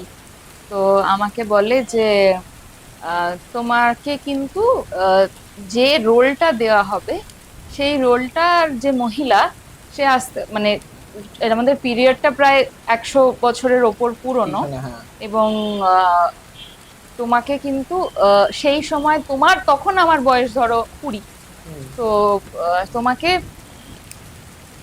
যে রোলটা দেওয়া হবে সেই সময় 20 বছরের একটা মেয়ে অলরেডি 3-4টে বাচ্চার মা হয়ে যেত। তো যে এজ গ্রুপটা তোমাকে দেখা, মানে তোমারই এজ গ্রুপ কিন্তু সে অলরেডি 4টে বাচ্চার মা, তার অলরেডি 10 বছর সংসার করা হয়ে গেছে। তো সেই রকম একটা চরিত্র তোমাকে করতে হবে। এবং সেই মহিলার এই যে তখন আমার চুল স্ট্রেট করা, যেটা একটা ন্যাচারাল সেই সময় কলেজের মেয়েদের থাকে, যে তুমি 1 বছর টানা কোনো রকম পার্লার বা কসমেটিক্স এর কিছু করতে পারবে না। আচ্ছা। তো লিটারালি আইব্রো পর্যন্ত আমাকে করতে দেওয়া হয়নি 1 বছর টানা। তো এরকম বলা হয়। এবার আমার তো এবার অরুণদার না একটা স্ট্যামারিং এর প্রবলেম ছিল অরুণদার যদি পুরোনো ইন্টারভিউ গুলো দেখো, আর অরুণদার সঙ্গে যখন কেউ প্রথম কথা বলবে, হি ইজ ভেরি রুড কথা বলাতে, মানে কথা বলাটা খুব আমি তো ছোটবেলা থেকে খুব প্যাম্পার্ড, তো আমার সাথে সবাই সবসময় ভালোভাবেই কথা বলেছে। আর অরুণদা আমার সাথে এমন ভাবে কথা বলতো, আমি অর্ধেক সময় কিছু বুঝতে পারতাম যে লোকটা বলতে কি চাইছে, মানে কি দাবি লোকটার জীবনে। আমি তো সবই করার চেষ্টা করছি, আর অরুণদা মানে ওই দিনটা থেকে নেক্সট 3-4 মাসের একটা জার্নি হয়, যেখানে ওই রকম ভাবে সো কল্ড ওয়ার্কশপ না হলো আমাদেরকে কন্টিনিউয়াসলি, যেমন কিঞ্জলদা বা অর্ণদা যে চরিত্রটা করেছিল, অমর দত্ত, তনিষ্ঠাদি চরিত্রটা করেছিল কুসুম কুমারী দেবী, ও শাশ্বতী চট্টোপাধ্যায় যে এফ ম্যাডেন করেছিল। তো সবাই ওরা যেহেতু রেগুলার অ্যাক্টর, অর্ণদা কিঞ্জলদারও ছবি হিসেবে প্রথম ছবি, অর্ণদার মনে হয় সেকেন্ড ছবি, আর কিঞ্জলদারও প্রথম ছবি, কিন্তু যেহেতু ওরা একটা রেগুলার অভিনয়ের চর্চার মধ্যে থাকতো, তো ওদের ব্যাপারটা অন্য ছিল। ওদেরকে অরুণদা প্রচুর বই দিত পড়াশোনা করার জন্য। কিঞ্জলদার একটা ম্যাসিভ ফিজিক্যাল ট্রান্সফরমেশন ছিল, আমাকে শুরুর দিকে এসব কিছু বলতো না, আমাকে কন্টিনিউয়াসলি হীরালাল সেন কি, তারপর বিভিন্ন মিউজিয়ামে নিয়ে যাওয়া, সিনেমা, এই যে সিনেমার প্রতি পাগলামিটা আমার, মানে সিনেমার প্রতি ভালোবাসা ছিল, কিন্তু সিনেমার বানানো বা একটা সিনেমা বানাতে গেলে অ্যাকচুয়ালি কি কি করতে হয়, সেই যে নেশাটা, সেটা আমার ওখান থেকে শুরু হয়। এবং কন্টিনিউয়াসলি অরুণদা আমাকে ওই 6 মাস ধরে হীরালালের, মানে এমন ভাবে আমাকে গ্রুম করা হয়েছিল, একটা টাইমের পর গিয়ে আমার মনে হতো হীরালাল আমারই কেউ একটা। কারণ আমি যদি কোথাও হীরালাল সেন নামটাও আজ অব্দি দেখি, আমার খুব আনন্দ হয়। ওই একটা হয় না যে নিজের কারোর নাম দেখলে যে আনন্দটা হয়, সেটা আমার এখন অব্দি ওই ফিলিংসটা রয়েছে। এবং প্রথম আমাদের কি হয়েছিল, যেহেতু কিঞ্জলদার অনেকগুলো ফিজিক্যাল ট্রান্সফরমেশন ছিল, তো আমাদের কি হতো, শুট হতো, আবার 3-4 মাসের জন্য বন্ধ হয়ে যেত, ফিজিক্যাল আচ্ছা। ট্রান্সফরমেশন দিল, তারপর প্রডিউসারের দিক থেকে নানান মানে রকম এটা কতদিন ধরে শুট হয়েছিল? টানা, মানে টোটাল শুটটা অলমোস্ট 1 বছর। কারণ মাঝখানে একটা টাইম গেছে প্রডিউসার টাকা দিতে চায়নি, বন্ধ ছিল, তখন কিঞ্জলদার ওইরকম ওয়েট লস করে, মানে লিটারালি ও দুবেলা 2 স্কুপ পাউডার খেয়ে হ্যাঁ, এটা তো বেঁচেছিল, শুনেছিলাম একটা। মানে অলমোস্ট 25 to 30 কিলো ও ওয়েট লস করেছিল উইদাউট এনি মানে মেডিসিন বা কিছু, ন্যাচারাল প্রসেসে। তো হয়তো ডাক্তার বলেই ও পেরেছিল পুরো জিনিসটা। এবং ওই যেটা হচ্ছে যে আজকে থেকে ধরো শুট, আগের দিন রাত্রিবেলা আমরা জানতে পারছি যে শুট ক্যান্সেল হয়ে গেছে, কারণ প্রডিউসারের তরফ থেকে আচ্ছা। সবকিছু ঠিক হয়নি। তো এবার ও জানে যে আগামী মানে একটা অ্যাক্টর ধরো জানে যে সে দুবেলা 2 স্কুপ পাউডার খেয়ে বেঁচে রয়েছে, সে জানে যে আর 7 দিনে আমার শুটটা শেষ হয়ে যাবে, তাকে বলা হচ্ছে তোমাকে এটা আরো 2 মাস কন্টিনিউ করতে হবে। তো ইটস মানে প্রচন্ড প্রেশার এটা। তো আমার ক্ষেত্রে কি হয়েছিল, ওই শুরুর প্রথম দিকে, শুরুর 3 দিন না 4 দিন আমার অরুণদা কোনো সিন রাখেনি। আচ্ছা। এবং কিন্তু এবার আমি জানি যে আমার তো সিন নেই, আমি অমুক ডেট থেকে যাব ফ্লোরে, নায়িকারা যারা হয়। তো আমাকে প্রথম দিন যেদিনকে শুটিং, সেদিনকে আগের দিন তার রাত্রিবেলা ফোন করে বলে যে কালকে তুমি কটায় ঢুকছো? আমি বলি কালকে তো আমার শুটিং নেই। বলছে নায়িকা হয়ে গেলে, ইন্ডাস্ট্রিতে পা দিতে না দিতেই নায়িকা হয়ে গেলে, শুটিং নেই বলে ফ্লোরে আসবে না, জানারও প্রয়োজন নেই যে একটা সিনেমা কি করে তৈরি হয়, সিনেমাতে যারা যারা অ্যাক্টর রয়েছে, ও শাশ্বত চট্টোপাধ্যায়কে সামনে থেকে অ্যাক্টিং করার সুযোগ দেখতে পাবে, খরাজ মুখোপাধ্যায়কে সামনে থেকে কিভাবে একটা সিন করে সেটা দেখতে পাবে, সেটা জানার কোনো প্রয়োজন নেই। কালকে 6টার কল টাইম, পৌঁছে যেও লাহাবাড়ি। তো আমি চলে যাই, এবং আমাকে যাওয়ার পরই মানে কোনো নায়িকা সুলভ আচরণ তো দূরের কথা, আমাকে বলা হয় যে ওইখানে ওই যে ভিড়টা দাঁড়িয়ে রয়েছে, ওরা জুনিয়র আর্টিস্ট বলে ওদেরকে, ওখানে যারা মহিলা রয়েছে তাদেরকে একদিকে করো, এবং সমস্ত প্রায় ধরো 200-250 জন জুনিয়র আর্টিস্ট, বিয়ের সিন শুট হচ্ছিল, হীরালালের ছোটবেলার বিয়ের, এবং প্রচুর জুনিয়র আর্টিস্ট, সব মহিলাদের শাড়ি পরাও, হাত পায়ের নখ কাটাও, নেল পলিশ রিমুভার দিয়ে রিমুভ করো, পায়ে আলতা পরাও। তো আমি প্রায় 50-60টা মহিলাকে গিয়ে, এটা আমার প্রথম ডে 1 অফ শুটিং হীরালাল, যেখানে আমাকে এই কাজটা করতে হয়। এবং তারপর থেকে বিশ্বাস করো, মানে তারপর থেকে আমি টানা 7 বছর অরুণদার সাথে কাজ করি। এবং এমন কোন সিনেমার ডিপার্টমেন্টে, হীরালালের শুট কবে নাগাদ হয়েছিল? মানে ছবি বোধহয় 21-এ রিলিজ হয়েছিল। 21-এ, হ্যাঁ। হীরালালের শুট আমরা করেছিলাম 2018-র জানুয়ারি থেকে, অনেক আগে। সেটা শেষ হতে হয়ে যায় অলমোস্ট 2018-র নভেম্বর। তো এইটাই, হ্যাঁ। এবং শেষ হওয়ার পর একটা কেআইএফএফ এ স্ক্রিনিং হয়, এবং তারপর প্রায় 2.5 বছর ছবিটা রিলিজ করে না। তারপর 2021 সালে আমরা নিজেরাই স্পেশালি কিঞ্জলদা উদ্যোগ নিয়ে ছবিটাকে রিলিজ করা হয় আর কি। আচ্ছা। তো এইটা হচ্ছে আমার সিনেমার জার্নি। এবং তারপর থেকে আমি মানে আমার সিনেমার এক্সপিরিয়েন্সটাই এমন হয়ে যায় যে আমি কোনোদিনই শুধু ওইভাবে সিনেমার ক্ষেত্রে, মানে সব, এখন তো আর সব ক্ষেত্রে সেটা হয় না, ঠিক ঠিক। কিন্তু যখন নিজেদের বন্ধু বান্ধবদের সাথে কাজ করি, বা নিজেদের একটা ছোট প্রোডাকশন সেট আপ করার চেষ্টা করছি অনেক দিন ধরে, বা এই সব কিছু যখন হয়, তো আমরা চেষ্টা করি যে পুরো জার্নিটাতে থাকার। এবং আফটার হীরালাল, আফটার হীরালাল আমি বেশ কয়েকটা অ্যাওয়ার্ড নমিনেশনস পাই, ফিল্মফেয়ার বেস্ট ডেবিউ নমিনেশন, অনেক কিছু অ্যাওয়ার্ডসও পাই অনেকগুলো। কিন্তু তারপরও আমার মনে হয় যে একটা, আমি যেমন থিয়েটার যখন আমরা করতাম, তখন জুতো সেলাই থেকে চণ্ডীপাঠ সবটার মধ্যে আমরা ইনভলভ থাকি, তো সিনেমার আমি এখনো অনেক কিছু জানি না। তো আমার সেটা আমাকে প্রচন্ড করতো। তো আমি কন্টিনিউয়াসলি চেষ্টা করতাম যে সব ডিপার্টমেন্টগুলোতে একবার করে কাজ করার। তো আফটার যখন হিরালাল রিলিজ, মানে যখন হিরালাল হলে চলছে, তখনও আমি আর একটা ছবিতে অ্যাজ এ ইপি কাজ করছি। মানে অরুণদার না, আচ্ছা, অন্য আচ্ছা, অন্য ছবিতে অ্যাজ এন ইপি কাজ করছি। এবং মানে এরকম হয়েছে যে আমার বিকেলবেলা আমার ছবির ট্রেলার লঞ্চ, দুপুরবেলা অবধি আমি একটা অন্য প্রোডাকশনে কাজ করছি, আমি সুমোর মধ্যে ঘুমোচ্ছি, গিয়ে আবার বাথরুমে গিয়ে কোনো রকমে চেঞ্জ করে আমি আমার ট্রেলার লঞ্চে পৌঁছাচ্ছি। তো আচ্ছা। এরকম তখনও আমাকে সবাই বলেছিল যে, তারপরও আমি অনেকগুলো line producer, subtitle writer, content developer, assist করা, রিসার্চ করা, এরকম অনেক কিছু আমি মানে করি। একদম খুঁটিনাটি যে জিনিসগুলো থাকে একটা হ্যাঁ। পুরো ছবির পার্ট হিসেবে, সেক্ষেত্রে এবং তখন তোমার আমাকে আমাদের ইচ্ছা আছে কি মানে মানে ব্যাক ক্যামেরাতে কোনোদিন কাজ করবার? ইচ্ছে তো আছে, ইচ্ছে খুবই আছে। এবং আমি জানি না আমার মধ্যে ডিরেকশন করার ডিরেকশন একটা মানে অস্বাভাবিক একটা কঠিন কাজ। আমার মনে হয় যে, আমি জানি না, সায়েন্টিস্টের পরে হয়তো সব থেকে কঠিন কাজ ডিরেকশনই করা। আমার আমার যেটা মনে হয়, যেটা একটা অসম্ভব মেধা, অসম্ভব পরিশ্রম, অসম্ভব ধৈর্য, সবকিছু মিলিয়ে একটা ছবি তৈরি হয়। এবং তার মাথায় তো পুরো জিনিসটা থাকে, এবং মানে শুধু তাই নয়, একটা স্পেশালি বাংলা ইন্ডাস্ট্রিতে একটা, এবং বাংলা ইন্ডাস্ট্রি না, আমার মনে হয় সব ইন্ডাস্ট্রিতেই একটা ডিরেক্টরকে একটা ছবি করতে, স্পেশালি যারা ইন্ডিপেন্ডেন্ট ডিরেক্টর, ঠিক ঠিক। যারা কোনোদিন কোনো কম্প্রোমাইজ না করে নিজের মতো করে ছবি করতে গেছে, তাদেরকে আমি কিছু ডিরেক্টরের জার্নি তো খুব ক্লোজলি দেখলাম। এবং আমি আর অনুভবও একটা বেশ কিছুদিন ধরে একটা এরকম জার্নির মধ্যে রয়েছি, যেখানে আমরা ছবি বানাতে চাইছি, কিন্তু সামহাউ হয়ে উঠছে না সবটা। আচ্ছা। হয়তো হবে তাড়াতাড়ি। তো আমি অরুণদা বলো, অর্জুনদা বলো, পাভেলদা বলো, দেবালয় ভট্টাচার্য বলো, এদেরকে তো দেখছি খুব কাছ থেকে। এবং আরো আমি বলছি, এরা তো তাও ছবি বানিয়েছে, আমি বলছি এমন অনেক মানুষ আছে যারা ছবি বানালে সত্যিই খুব ভালো ছবি বানাবে, কিন্তু জাস্ট সব এখানে এমন একটা সিস্টেম হয়ে রয়েছে যে ওটা হয়ে উঠছে না। এবং ওদের ওই নিজেদের স্বপ্নটাকে ওরা দমিয়ে রেখে ওরা অন্য কাজ করে যাচ্ছে কন্টিনিউয়াসলি। তো সেইটা তো সেই জার্নিগুলো আমি খুব কাছ থেকে দেখেছি। এবং আমাদের ইন্ডাস্ট্রিতে একটা প্রবলেম কি আছে বলতো, যখনই আমাদের এখানে না, মানে এই যে বিহাইন্ড ক্যামেরা জার্নিটাকে কেন সম্মান দেওয়া হয় না। মানে এটা খুব সত্যি কথা। আজকে যখন কোনো ছবিতে আলিয়া ভাট বা অনুষ্কা শর্মার নামটা লাইন প্রডিউসার বা এক্সিকিউটিভ প্রডিউসার হিসেবে আসে, তখন সেটা খুব সম্মানের ওদের ওখানে।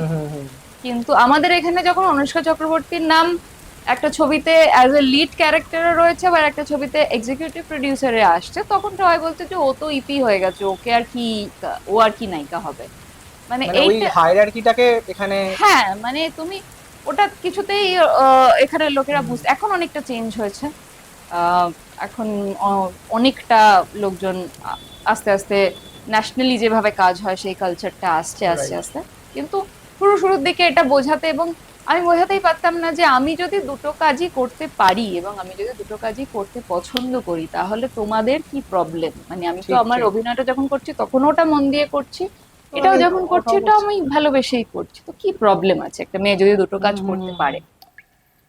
তো এরকম নানা কিছু আর কি, প্রত্যেকটাই বেসিক্যালি পুরো জিনিসটাই হামাগুড়ি দিতে দিতে আমার শেখার যতটা জার্নি আমি করেছি আচ্ছা। সেটা করে যাওয়া আর কি।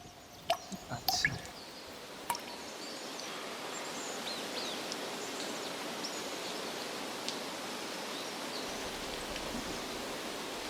স্টার্ট। তো আমরা এতক্ষণ উপরে ছিলাম, বৃষ্টি থেমে গেছে, আমরা একটু নিচে এলাম।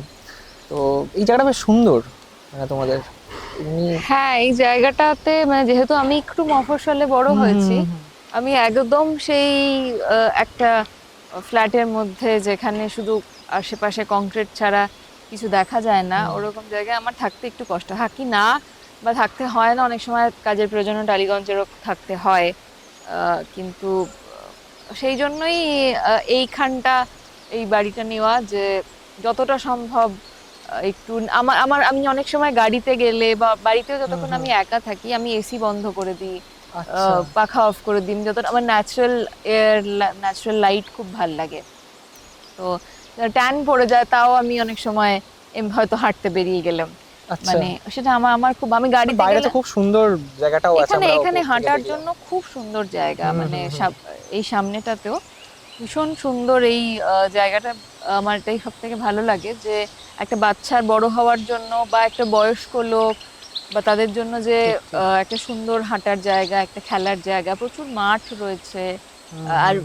সব থেকে যেটা আমার ভালো লেগেছিল হচ্ছে যে এখানে এত বড় একটা ওয়াটার বডি রয়েছে, যেটা সচরাচর আর যেটা আমরা আমরা উপর দেখতেই থেকে পাই না, দেখছিলাম। যেটা হুম, হুম। হ্যাঁ সেটাও সেইটার জন্যই আমার মানে এখানটা তার জন্য এই যে ডিস্টেন্সটা, সেটার যে কষ্টটা, সেটা মেকআপ হয়ে তো যায় আর তুমি কি। ধরো এখানে যে আসো, তোমার ছোটবেলায় যে বেড়ে ওঠা, তুমি সেই সেই যে জীবনটা তুমি কাটিয়ে এসেছিলে, সেইটাকে তুমি তো এখন ধরো যাও তুমি, খুব হয়তো মানে সেখানে থাকাটা হয়তো অনেক দিন হয় না সেই না, যাপনটা তুমি। আগরপাড়াতেও তো এখন আমরা যে বাড়িতে হ্যাঁ থাকি হ্যাঁ। সেটাও একটা ফ্ল্যাট বাড়ি, মানে আচ্ছা সেটাও আচ্ছা। ফ্ল্যাটই একটা।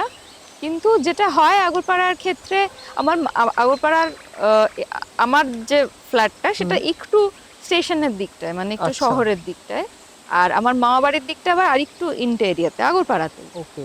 কিন্তু আমার মামা বাড়ির যে এরিয়াটা, ওই এরিয়াটাতে ওইরকম একটা পাড়া, আচ্ছা ছোট ছোট ছোট ছোট বাড়ি, প্রত্যেকের বাড়িতে কিছু রান্না হলে আশেপাশের বাড়িতে বাটি বাটি করে আচ্ছা। যায়। এবং বিশেষ বিশেষ ধরো অনুষ্ঠানের কোনো দিনগুলো, অকেশনে, হ্যাঁ। সেখানে সবাই মিলে অল্প অল্প অল্প অল্প করে টাকা দিয়ে পাড়ারই একটা কোনো ফাঁকা জায়গায় সবাই মিলে, সাধারণ হয়তো মানে লুচি তরকারি ঠিক বা ঠিক। খিচুড়ি আলুর দমের পিকনিক, মানে সেটাই আচ্ছা, ওটা ওদের সেলিব্রেশন। মানে কখনো অকেশন বা কখনো অকেশন ছাড়াও সেটা হ্যাঁ, হয়। মানে কোনো আজকে সবাই মিলে ওই হয়তো খুব সামান্য কিছু টাকা হুম দিয়ে হুম হুম। ইয়ে করা। তো এইগুলো আমি ছোটবেলা থেকে ওই আগরপাড়ার ওইটাতে পেয়েছি খুব বেশি, মানে হুম। স্পেশালি আমার মা বাড়ির দিকটাতে।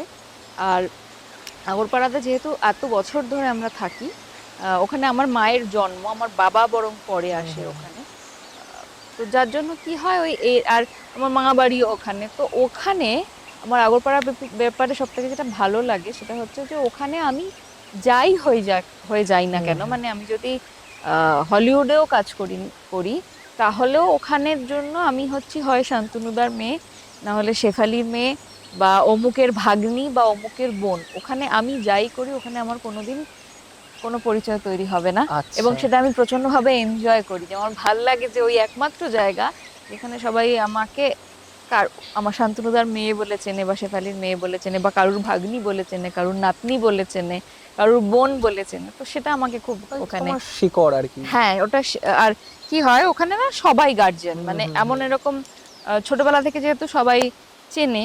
তো ধরো আমি কোনো রিক্সায় উঠলাম বা কোনো টোটোতে উঠলাম, দিয়ে আমি ভাড়া দিতে গেলাম, তো লিটারালি বকা লাগিয়ে দিল যে কেন? বেশি বড় হয়ে গেছিস, হ্যাঁ। যা বাবার থেকে বুঝে নেবো। মানে এই ব্যাপারটা, আচ্ছা। ওখানে আমি কি করছি না করছি, বরং বলবো আনন্দ পেলো হুম যে হুম হুম। দেখি তোকে টিভিতে ইয়েতে, ওইটুকুই। মানে আচ্ছা। এমন না যে ওরা সেলফি তুলতে চলে আসবে বা হুম কিছু, হুম হুম আবার হুম। ওরা জানে পাড়ার মেয়ে মানে ঠিক ঠিক ঠিক। ওই ব্যাপারটা আমার আগরপাড়ার বিষয়ে ভালো লাগে। সেটা তো আর অন্য কোথাও কোনো জায়গায় পাওয়া সেইভাবে সম্ভব সেটা নয় সম্ভব নয়। যেহেতু ইয়ে। কিন্তু এই জায়গাটার ব্যাপারে একটা স্পেশালিটি আমার খুব ভালো লাগে হচ্ছে যে এই এতটা আহ, আর কি সবুজ চোখে দেখতে পাওয়া যায়, ঠিক, সেটা এটা একটা ঠিক। খুব মানে আমরা ভালো। যে কলকাতাটাকে দেখেছি বা যে যেখানটাকে প্রচন্ড সাউন্ড নয়েজ, হুম। সেই জায়গাটা থেকে এখানটা খুব শান্ত, এখানে পাখির ডাক আমি শুনতে পাচ্ছি, এবং মানে হ্যাঁ হ্যাঁ খুব গ্রিনারি একটা ব্যাপার, মানে ফ্রি এয়ার। হ্যাঁ, ওইটা ওইটা এটার খুব একটা ভালো জায়গা। এবং যখন মনে হয় যে মাঝে মাঝে যখন সকালবেলা উঠি, তখন এত সুন্দর লাগে দেখতে হুম হুম আশপাশটা, হুম। তখন যে আমাদের যে রোজকার একটা জীবনের যে ক্লান্তি বা ঠিক যে ঠিক। কোনো কাজেরই তো একটা এক্সশন আছে, তো সেই এক্সশনটা যখন মনে পড়ে, তখন আবার যখন ভোরবেলা উঠে ওই হয়তো সারাদিনের নামে বেরোতে হবে, হুম সারাদিন হুম ঠিক হুম মতো হুম। খাওয়াও হবে কিনা জানি না, তখন মনে হয় যে ভগবান আমাকে এত এত সুন্দর একটা দৃশ্য দেখার মতো সুযোগ করে দিচ্ছে, সেটার জন্য আমার মনে হয় যে কাজ করা উচিত। তো সেইটা আমাকে অনেকটা মোটিভেট আচ্ছা। করে আর কি। এই আহ, কাজের প্রসঙ্গেই আমি আসবো। তুমি প্রথমে আমাকে বললে যে মানে তুমি থিয়েটার করেছিলে, হুম তারপরে তুমি বেশ কিছু জায়গাতে as a voice over artist হিসেবেও তুমি কাজ, মানে তুমি ডাবিং হুম যেখান থেকে উঠেছিলে আর কি, ডাবিং তোমার বলেছিল যে হুম যে ডিরেক্টর যিনি, মানে তুমি খুবই ভালো ডাবিং করেছো। তো সেখান থেকে তুমি ভয়েসে কাজও করেছো, তারপরে তুমি এখন টেলিভিশন করছো রাইট নাও, তারপরে সিনেমা ওয়েব সিরিজ তো করেছো। তো এই যে বিভিন্ন আলাদা মাধ্যমকে এক্সপ্লোর করা, তো সেখানে তোমার বেড়ে ওঠা বা তোমার এই যে যাপনটা সেটা কোথা মানে এই দুটোর সাথে কোনো তো একটা কানেকশন থাকে, মানে মানুষজনের সাথে চেনা, এই পরিচিতি এবং চরিত্র নেওয়াটাও একটা ব্যাপার, যেটা আমি বলছি হিরালালের মতন একটা চরিত্র, আবার তুমি বনলক্ষ্মীর মতন একটা চরিত্রও করছো। আমার বনলক্ষ্মী চরিত্রটা খুব পছন্দের চরিত্র। আমারও খুব পছন্দের চরিত্র, ওয়ান অফ ফেভারিট ক্যারেক্টার আমার করা আজ অব্দি। হ্যাঁ মানে আমারও সেটাই মনে হয়, মানে হিরালালের চরিত্রটা আমার যথেষ্ট ভালো লেগেছে হ্যাঁ। হিমাঙ্গী, কিন্তু মানে আমার বনলক্ষ্মী ক্যারেক্টারটা আমার ওয়ান অফ ফেভারিট। আমার তো এই- নিজেরও এই- তাই। হ্যাঁ, এবং এই ব্যাপারটা নিয়ে তুমি যদি বলো মানে তোমার এই যে বিভিন্ন জায়গার এক্সপ্লোর করা, তো এই অভিনেতা সত্তাটাকে তুমি কিভাবে মানে ওই যে আমি যাপন- বললাম না, আমার না পুরো জিনিসটাই কিন্তু আমি মানুষের সাথে মিশতে খুব ভালোবাসি। এটা বললে খুব একটা মেকি লাগে, এটা এত লোক এত পলিটিশিয়ানরা হ্যাঁ, এটা বলে না, যে আমার নিজেই বলার পর ভাবলাম যে কি খারাপ লাগলো শুনতে, কিন্তু আমি বলছি যে মানুষের সাথে মিশতে ভালোবাসি। মানে এই যে তুমি আমার বাড়িতে এলে, এরপর আজকে তোমার সাথে আমার যা কথা হবে, তোমার ধরো আমাদের কোনো কারণে আর দেখা হলো না কোনোদিন, আজ থেকে হয়তো 10 বছর পর তোমার সাথে আমার দেখা হলো কোনো জায়গায়, যেখানে তুমি একটা সম্পূর্ণ আলাদা জার্নিতে রয়েছো, আমি একটা সম্পূর্ণ আলাদা কিছু করছি, আমার কিন্তু তোমার বলা প্রত্যেকটা কথা মনে থাকবে, যে তোমার বাড়ি কোথায়, এই যে তুমি আমাকে একটু আগে বলছিলে তুমি টিউশন পড়াও, এখান থেকে বেরিয়ে তুমি টিউশন পড়াতে যাবে, এই যে পুরো কথাগুলো আমার সবটা মনে থাকবে, কারণ তোমার জীবনটা আমি যখন তুমি আমাকে বলছো তখন আমি তোমার জীবনটা ভিজুয়ালাইজ করা শুরু করে দিচ্ছি। আমি আজ অব্দি কোনো উবারে উঠিনি যে উবার ড্রাইভারের লাইফের স্টোরি আমি জানি না, কারণ আমি উঠেই আমি কিন্তু খুব বেশি কথা বলি না আচ্ছা। এমনিতে, কিন্তু আমার মনে হয় যে কোনো একটা মানুষ আমার সামনে আছে, তো প্রত্যেকটা মানুষ, আমি বলছি প্রত্যেকটা মানুষ যে এই পৃথিবীতে অ্যাটলিস্ট 20 বছর কাটিয়েছে, তার জীবনের একটা আলাদা গল্প রয়েছে, এবং সেটা আর 5 জনের থেকে আলাদা গল্প। আলাদা। প্রত্যেকটা মানুষের গল্প আলাদা, তার জার্নি আলাদা, এবং প্রত্যেকটা, এটা জাকির খানের একটা খুব বিখ্যাত কথা, যে সরি জাকির খান নয় বোধহয়, মনোজ বাজপেয়ীর মনে হয় খুব আচ্ছা। বিখ্যাত কথা, যে যেই এই পৃথিবীতে 20 বছর কি 25 বছর কাটিয়েছে, সে যত ফেলিয়ার আর যত মানে যে সোসাইটির যে ক্লাসের মানুষ হোক না কেন, তাকে বোকা ভেবো না কোনোদিন। তার একটা নিজস্ব জার্নি আছে, তার একটা নিজস্ব গল্প রয়েছে, তার একটা নিজস্ব সার্ভাইভাল স্টোরি রয়েছে। তো আমার সেই লোকের জীবনের গল্পগুলো শুনতে খুব ভালো লাগে। প্রত্যেকের চরিত্রে মানে প্রত্যেকের জীবনের তো সে মেন ক্যারেক্টার, ঠিক এবং সে তার মতো করে তার জীবনটাকে তার বুদ্ধি দিয়ে, তার ডিসিশনস দিয়ে, তার জীবনটাকে সে সার্ভাইভ করছে।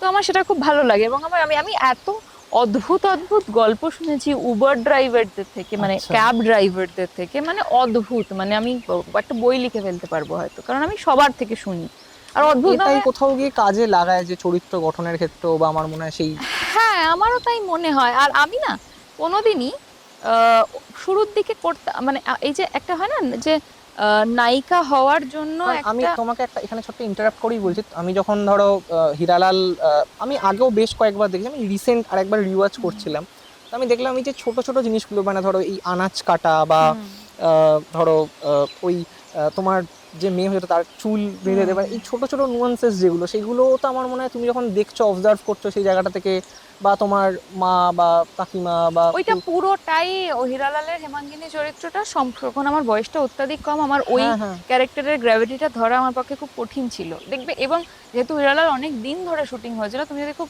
ফলো করে দেখো প্রথম দিকের সিনগুলোতে আমি একটু কাঁচা, আমি নিজেই তোমাকে বলছি, বিশেষ করে শেষের দিকের ওই কিন্তু যত শেষের দিকে জার্নিটা গেছে আমি একটু পরিণত হয়েছি, কারণ ততদিনে আমিও সিনেমার বিষয়টা, অভিনয়ের ব্যাপারটা আরো এবং চরিত্রটার মধ্যে আরো বেশি করে ঢুকতে পেরেছি। কিন্তু হিরালালের ক্ষেত্রে আমার মোটিভেশন ছিল হচ্ছে আমার মা, আমার মাসি, পিসি, আমার মামিরা, যারা একটা তাদের ওই তারা কি হয়, যে মহিলারা বাড়িতে থাকে, আমরা সবসময় ভাবি যে তারা খুব বোকা, কিন্তু তারা বোকা নয়, তারা হয় তাদের মেলামেশার পরিধিটা হয়তো কম, কিন্তু তারা ওইটুকু ঘরে বসে যা তাদের সেন্স বা তাদের জীবন সম্পর্কে অভিজ্ঞতা, বা তারা যেভাবে একটা সংসার বা একটা পিলারকে শক্ত হাতে ধরে রাখে, সেটা সত্যিই খুব, মানে সেইটা খুব দরকার ছিল হিমাঙ্গিনী চরিত্রটার ঠিক, জন্য। ঠিক। এবং জীবনের এরকম বহু সময় দেখেছি যে জীবনের এরকম মারাত্মক ঝড়ঝাপটার সময়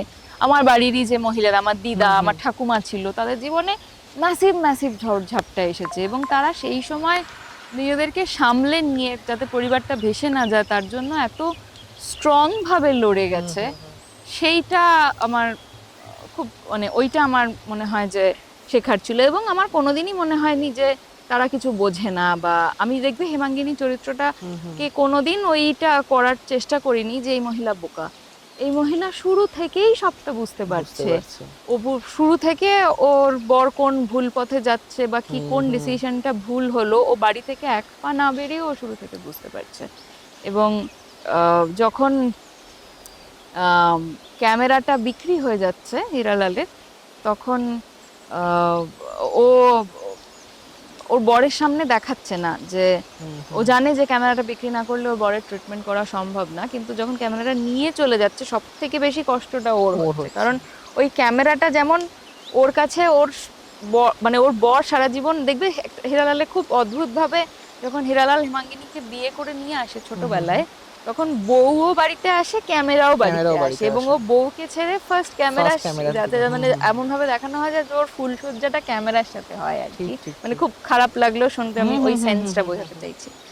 তো ওই ক্যামেরাটা যেমন ওর হেমাঙ্গিনী সতীন ছিল, আবার ওই ক্যামেরাটার জন্য ওর বরের জন্য কতটা পাগলামি, এবং ওর বরের ওই প্যাশনটাকেও এতটা ভালোবাসতো, ওর জন্য খুব রোমান্টিক ছিল ওটা যে ক্যামেরাটা চলে যাচ্ছে আমাদের কাছ থেকে।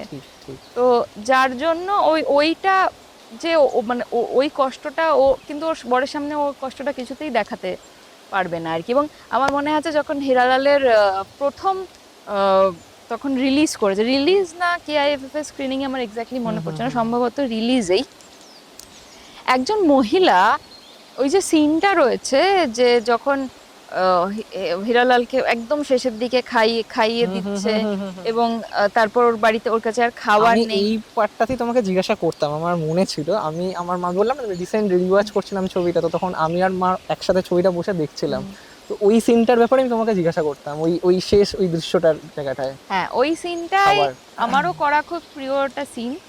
এবং যেটা হয় ওই একটা সিনেই বোধহয় আমরা কেউই, আমি আর কিঞ্জলদার মধ্যে, বাকি সবটাই একটা টেকনিক, তার আগে আমরা আলোচনা করেছি যে এইভাবে করব এইভাবে। ওই একটা মাত্র সিন, যে সিন ওই স্ক্রিনটা স্ক্রিপ্টেও ছিল না, ওই সিনটা অদ্ভুত ভাবে অরুণদা ওই দিন করলো, অন স্পট একটা বললো যে এরকম একটা সিন করব, এবং আমরা দুজনের সাথে তার আগে একদম কথা বলি না, একদম মানে তার আগে। এবং আমি ইয়েকে প্রোডাকশনকে বলি ওই যে কিঞ্জলদাকে যে আমি এঁঠো ভাতটা খাইয়েছিলাম ওই ভাতটাই আমাকে দিতে, এবং সবথেকে বড় কথা মাছের কাঁটাটা যেটা আমি বলি এক্স্যাক্টলি ওই, আমি কোনোদিন কারোর এঁঠো খাই না খুব একটা, কিন্তু ওই ইয়েটার জন্য সামহাও কিছু জিনিসের তো রিয়েলনেসটা প্রয়োজন হয়, তো আমি প্রোডাকশনকে বলি যে আমাকে ফ্রেশ ভাবে ওটা ক্রিয়েট করে দেওয়ার দরকার নেই, ওইটাই আমাকে দাও, যেটা ও এঁঠো করে খেয়েছে সেটাই আমাকে দাও। তো ওই ওর এঁঠো করে খাওয়া, ওর মুখ থেকে বের করে ফেলা যেটা ছিল ওটাই আমি খাই, এবং ওই মাছের কাঁটাটা চটকে ওটার মধ্যে ওই যে খাওয়াটা, ওই যে মেখে খাওয়াটা, যে পেটে তো খাবারটাও দিতে হবে লড়ার জন্য, এবং যখন ও যখন খাচ্ছিল তখনও কিন্তু ওর কষ্ট হচ্ছিল না, ও কিন্তু ওটা খাওয়ার জন্যই খাচ্ছিল। ওর কষ্টটা হলো যখন ওর বর দেখছে যে আমি এটা খাচ্ছি, এবং হীরালালের জন্য তাই, যে কোথায় এসে আমরা দাঁড়ালাম আজকে। তো ওই সিনটা দেখে একজন ভদ্রমহিলা স্ক্রিনিং থেকে বেরোনোর পর আমার মনে আছে 15 মিনিট ধরে শুধু আমার হাতটা ধরে কেঁদে গেছিল, এবং শুধু আমাকে দুটো কথা, উনি কোনো কথা বলতে পারছিলেন না, এবং দুটো কথা আমাকে শুধু বলেছিল যে আমার বড় ক্যান্সারে চলে গেছেন, আর আমি তোমাকে দেখছিলাম না স্ক্রিনে, আমি আমাকে দেখছিলাম। তো ওটা এই দুটো কথা উনি বলেছিলেন, আমার হাতটা ধরে উনিও কেঁদে যাচ্ছে, আমিও কেঁদে যাচ্ছি কন্টিনিউ, কারণ আমি কাঁদছি, মানে ওনাকে দেখে আমার কান্না পাচ্ছে, এরকম একটা ইয়ে হয়েছিল। তো সেটাই বলছি যে এমন মানুষের মধ্যে এমন জিনিস লুকিয়ে আছে না। আর আমি কোনো সময় শুরুর দিকে জানতাম না, এবং বেসিক্যালি সেটা মেনটেন করার মতো সত্যি কথা বলতে টাকা ছিল না, যে সব সময় খুব একটা পলিশনেস এবং হিরোইনের সঙ্গে যে একটা অদ্ভুতভাবে আমাদের সোসাইটিতে একটা বৈভবের একটা যোগাযোগ আছে, যে একটা হিরোইন মানে সে প্রচন্ড একটা দামি গাড়ি থেকে নামবে, তার হাতে একটা প্রচন্ড দামি ফোন থাকবে, সে ঘড়ি পরবে একটা অত্যন্ত দামি, তার আগা পাশতলা সবকিছু ব্র্যান্ডেড হবে, তার চুল সবসময় একদম পরিপাটি থাকবে, মেকআপ থাকবে, সবকিছু মানে একদম ওই যে পারফেক্ট ইয়েটা, সেটা শুরুর দিকে করার মতো আমার কাছে ইয়ে ছিল না। আমি প্রথম বছর যে আমার ফিল্মফেয়ার নমিনেশন আমি পাই, তো আমি তখন কোনো ডিজাইনারকে চিনতাম না, আমি কিছুই জানতাম না কিভাবে ফিল্মফেয়ারে পৌঁছাতে হয়। ছোটবেলা থেকে দেখেছি ঠিক, টিভিতে ঠিক, ঠিক। ফিল্মফেয়ার। তো আমি আমার মায়ের একটা শাড়ি, যেটা আমাদের দুজনের মনে হয়েছিল শাড়িটা ভালো, সেরকম একটা normal sari, normal hair, normal নিজে মেকআপ করে ফিল্মফেয়ারে পৌঁছাই, এবং ওখানে গিয়ে না আমার মনে হয় যে ও মাই গড, মানে আমি এখানে কি করব, মানে এতটাই ওখানে সবাই গ্ল্যামারাস সুন্দরভাবে এসেছে। তো নমিনেশন যারা ছিল তাদেরকে ওই রেড কার্পেটের মধ্যে দিয়ে সেটা যেতে হেঁটে, হয়, হ্যাঁ, সেখানে হ্যাঁ, ইন্টারভিউজ নেওয়া হয়। আমি যাতে আমাকে কেউ দেখতে না পায়, আমি লুকিয়ে পেছন দিয়ে গিয়ে সিটে গিয়ে বসেছিলাম যাতে আমাকে কেউ না দেখে। তাই? আমার এতটাই মনে হয়েছিল যে আমি তো এখানে আচ্ছা। ফিটই করতে পারছি না কোনোভাবে।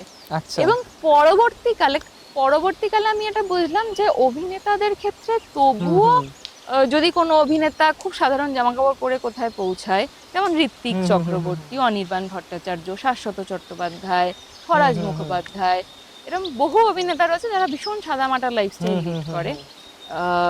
এবং তারা হয়তো কোথাও চপমুড়ি মাখা হচ্ছে, সেখান থেকে বসে সেখান খেয়ে থেকে, নিল, হ্যাঁ, হ্যাঁ। নর্মাল একটা বাড়ির জামা পরেই চলে ঠিক, গেল ঠিক, ঠিক। কোথাও একটা, তখন সেখানে বলা হয় যে মানে কত মাটির কাছাকাছি থাকা একটা ঠিক, ঠিক, ঠিক, অভিনেতা। কিন্তু সেটা আবার মেয়েদের ক্ষেত্রে হয় না সামহাও, মেয়েদেরকে সবসময় নায়িকাদের স্পেশালি খুব পরিপাটি থাকতে হয়। সেটা আমার শুরুর দিকে বুঝতে অসুবিধা হয়েছিল, এবং যখন আমি বুঝতে পারলাম তারপর আমি ডিসাইড করলাম যে বুঝতে পেরেও আমি ওটা মানবো না। তো আমি নিজেরকে না ওই অভিনেত্রী হওয়ার যে বার্ডেন গুলো সেটার মধ্যে কোনোদিনই বাঁধিনি। আমার ইচ্ছে করলে আমি এখনো মেট্রোয় উঠে যাই। কি হবে, মানে আমি কে, মাধুরী দীক্ষিত সেটাই, তো সেটাই। নই যে আমাকে লোকে মপ করে মেরে হ্যাঁ, ফেলবে। হ্যাঁ, কি হবে, বড় জোর দুটো লোক এসে জিজ্ঞাসা করবে যে তুমি অভিনয় করো না, তোমার একটা কাজ দেখেছি, একটা সেলফি নেবে, এর থেকে বেশি কি হবে। বরং তাতে আমার এমন এমন মানুষের সাথে দেখা হবে যে মানুষগুলো থেকে হয়তো আমি একটা এমন কিছু পেলাম যেটা হয়তো ভবিষ্যতে কোনোদিন কোনো আজকে না হলো, আজ থেকে চরিত্রে আমি 5 বছর 10 5 বছর বছর পরে পর একটা কোনোদিন কোনো একটা চরিত্র পেলে, চরিত্র হ্যাঁ। ইউজ করতে পারলাম। তো ঠিক, ঠিক। সেইটা আমি ওই মানে বার্ডেন গুলো আমার জীবনে রাখি না বেশিরভাগ সময়। এবং আমি আহ, চেষ্টা করি যে প্রত্যেকটা মানুষকে, সে যে জব প্রোফাইলেরই হোক, তার সে যে কাজটা করছে, সে একটা ফ্যামিলির গার্জিয়ান, সে সেই কাজটা করে বাড়িতে যাচ্ছে, এবং সে যখন বাড়িতে ফিরছে তার ফ্যামিলি তার মুখের দিকে তাকিয়ে থাকছে যে বাবা বা মা যেই হোক বা দাদা বা যেই হোক, সে সারাদিন কাজ করে বাড়ি ফিরছে। তো তার সেই জার্নিটাকে, তার সেই আহ, কাজটাকে আমি চেষ্টা করি সম্মান করার, যাতে ঠিক, ঠিক। কারণ আমার মনে হয় যে শিল্পী হিসেবে আমি যদি সব ধরনের মানুষকে বুঝতে না পারি, তাহলে কোনো মানে হয় না শিল্পী হওয়ার। তো এই আমার দিস ইজ মাই প্রসেস। আমি কোনোদিন মানে পারিনি ওইভাবে কোনো প্রাতিষ্ঠানিক শিক্ষা নেওয়ার, কিন্তু আমি চেষ্টা করি যে যতটা সম্ভব মানুষের মধ্যে থেকে ইন্সপিরেশন নেওয়ার আর কি। ঠিক, আর ঠিক। এগুলো মানে বললে হয়তো আমি বুঝতে পারছি না কি, হয়তো লোকে ভাবছে যে সবাই এই কথাগুলো বলে, কিন্তু আমি সত্যি এটা চেষ্টা করি।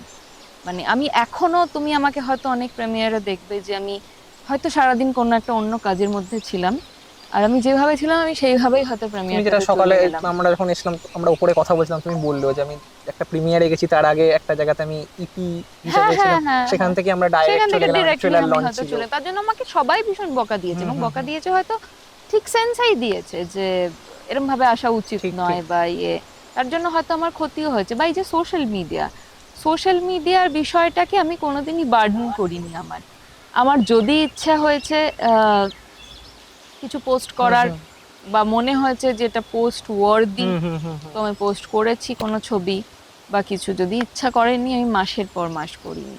যে আমার মনে হয়নি যে আমি যে কাজটা করি তার জন্য ওটা আমার বার্ডেন হওয়া উচিত। ঠিক, ওটা একটা প্ল্যাটফর্ম, আমার যখন ওটা সম্পর্কে, ওটাতে কিছু পোস্ট করতে ইচ্ছে করবে বা কিছু বলতে ইচ্ছা করবে, আমি করব। কিন্তু ওটা যাতে আমাকে মেন্টালি সাপ্রেস না করে যে একদিন বা দুদিন হয়ে গেল আমার তো কিছু পোস্ট করা হলো না। তো সেই মানে জীবন থেকে না যতটা সম্ভব বার্ডেন কমানো যায় তত বেটার আর কি। তো সেটাই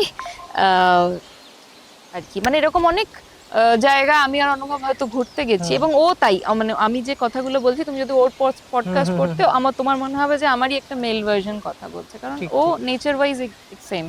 তো আমরা বহু জায়গায় ঘুরতে গেছি, বহু সুন্দর জায়গায় ঘুরতে গেছি, হয়তো দুজনে গিয়ে কথা বলছি, পরে ফেরার পর আমাদের মনে হলো যে আরে বাবা আমরা তো একটু ছবি তুললাম না। এটা আমার ক্ষেত্রেও হয়। হ্যাঁ মানে ঠিক সে- ঠিক। মানে মনেই পড়েনি, আবার হয়তো তুলেওছি কোনো কোনো সময়। তো সেইটাই আমাদের পুরোটাই ব্যাপারটা হওয়া উচিত যে আমাদের ইচ্ছে বা আমার ইচ্ছে, ওটা কখনোই একটা মানে কি বলবো, ওটা কখনোই একটা নিয়ম হতে পারে না যে এটা করতেই হবে বা এটা আমাদের প্রফেশনের সাথে এটা রিলেটেড হতে পারে না। চলো আমরা একটু হাঁটতে হাঁটতে কথা বলি বরং, নাকি? চলো চলো চলো চলো চলো ওদিকটা দিয়ে আমরা যাই বরং। চলো। এই মানে এই তোমার যে ক্যারেক্টার তুমি এতদিনগুলো মোটামুটি যা করেছো অভিনয়, তোমার নিজের পছন্দের সব থেকে, আমি জানি যে হয়তো সব চরিত্রই মনে হবে যে হয়তো তোমার সব থেকে ক্লোজেস্ট কোনটা? দেখো ক্লোজেস্ট যদি বলো তাহলে অবভিয়াসলি হীরালাল, কারণ হীরালালের এটা সাথে তো একটা বটেই। অদ্ভুত জার্নি রয়েছে। হীরালাল নামটা আমাদের সবার জীবনের সাথে এখনো ঠিক ঠিক। ইন্ডাস্ট্রিতে বহু মানুষ আছে, মানে অরুণদা মারা যাওয়ার আগের মুহূর্ত অব্দি আমাকে হেম বলেই ডেকেছে, কোনোদিন অনুষ্কা বলেনি। আচ্ছা এবং আরো অনেকে আছে যারা এখন আমাকে হেম বলেই ডাকে, মানে আচ্ছা, আচ্ছা। তাদেরকে গিয়ে যদি তুমি অনুষ্কা বলো ওরা 2 সেকেন্ড ভাববে অনুষ্কাটা আবার কি, আচ্ছা মানে এরকম আর কি। তো অবভিয়াসলি ক্লোজেস্ট চরিত্র বা ক্লোজেস্ট কাজ হীরালাল। অবশ্যই। কিন্তু খুব প্রিয় চরিত্র আর একটা হচ্ছে ব্যোমকেশ ইন্দ্রাপলের বনলক্ষ্মী, যেটা নিয়ে কথা হচ্ছিল তোমার সাথে একটু আগে। ঠিক ঠিক। বনলক্ষ্মী চরিত্রটা মানে অ্যাজ এ চরিত্র আমার করতে খুব ভালো লেগেছে, কারণ তার আগে অবধি আমি সবকটা কাজ সবকটা চরিত্রই খুব ভালো মেয়ে, ঘরের লক্ষ্মীমান্ত বউ ওরকম করেছি। ওই চরিত্রটার মধ্যে একটা এমন একটা একটা gray shade। গ্রে শেড ছিল, একটা ফাইন লাইন ছিল নেগেটিভ আর পজিটিভের মাঝখানে, তো যেটা আমার করতে খুব মজা লেগেছিল। আচ্ছা, এবং- তো তোমার আগামী কাজ কি আসছে? আর আমি রিসেন্ট বোধহয় একটা টিজার দেখলাম, যেটার কথা আমি অনিস্তার মুখেও শুনেছিলাম। অনিস্তা আমাদের Never পডকাস্টে। Mind। নেভার মাইন্ড, হ্যাঁ। নেভার মাইন্ড চৈতি ঘোষালের ডিরেকশনে হ্যাঁ। একটা ছবি, বেশ কিছুদিন আগেই আমাদের শুটিং করা, মানে আমি আচ্ছা। বলছি আমার টেলিভিশনের আগে ওটা শুট করা। টেলিভিশনটা আমার অলমোস্ট 1 বছর চললো। তো ওটা আমি কাজটা করেছিলাম, ওখানে একটা খুব কম ডিউরেশনেরই একটা চরিত্রে আমি রয়েছে, কিন্তু খুব ভালো চরিত্র, মানে এই, যে চরিত্রটা সেটা আচ্ছা। আমাকে এর আগে কেউ দেখেনি, ওই আচ্ছা। লুকটাতেও কেউ দেখেনি। আমার মানে ওই গল্পটাই এরকম যে সবার আলাদা আলাদা ট্র্যাক আছে, তো আমার আচ্ছা। ট্র্যাকটাই ছিল আমি সুজয় প্রসাদ, সুজয় দা আর কি, আর একটি ছেলে বম্বেতে কাজ করে, আমাদের 3 জনের একটা 3টে কর্পোরেট এমপ্লয়ির একটা ট্র্যাক ছিল। তো খুব মিষ্টি আচ্ছা। একটা ট্র্যাক, ওটা খুব ছবিতে হয়তো খুব কম সময়ের জন্যই থাকবে, খুব মিষ্টি। এবং চৈতিদির সাথে কাজ করেও খুব ভালো লাগলো, মানে এত মানে ডেবিউ ফিল্ম। ডেবিউ ফিল্ম এটা, হ্যাঁ। এবং চৈতিদি অনেক থিয়েটার ডিরেক্ট করেছে বহু বছর ধরে, কিন্তু চৈতিদির মতো মানে বর্ষিয়ান অভিনেতাদের সঙ্গে কাজ করার তো ঠিক, একটা ঠিক, ইয়ে ঠিক। হয়, যেহেতু আমাদের সেইভাবে ঠিক, কোনো ঠিক, প্রাতিষ্ঠানিক শিক্ষা হয়নি।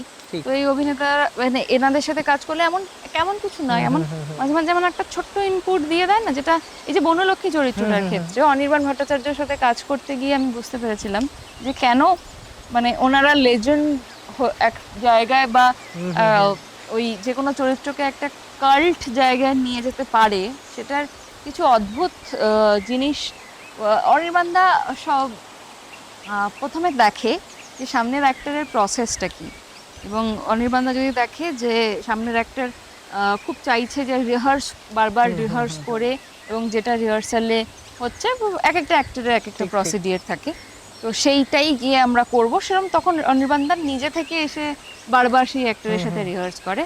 আবার যদি আচ্ছা, অনির্বাণদা আচ্ছা, দেখে যে না এই অ্যাক্টর অতটা রিহার্সাল বা ওই মাপা জিনিসে বিশ্বাসী হচ্ছে না, ও নিজের মতো ইম্প্রোভাইজ করতে চাইছে, এবং ইম্প্রোভাইজটা যদি ঠিক ইম্প্রোভাইজ হয়, অবভিয়াসলি ইম্প্রোভাইজ অনেক সময় ভুলও হয়, তখন তারা ধরিয়ে দেয়।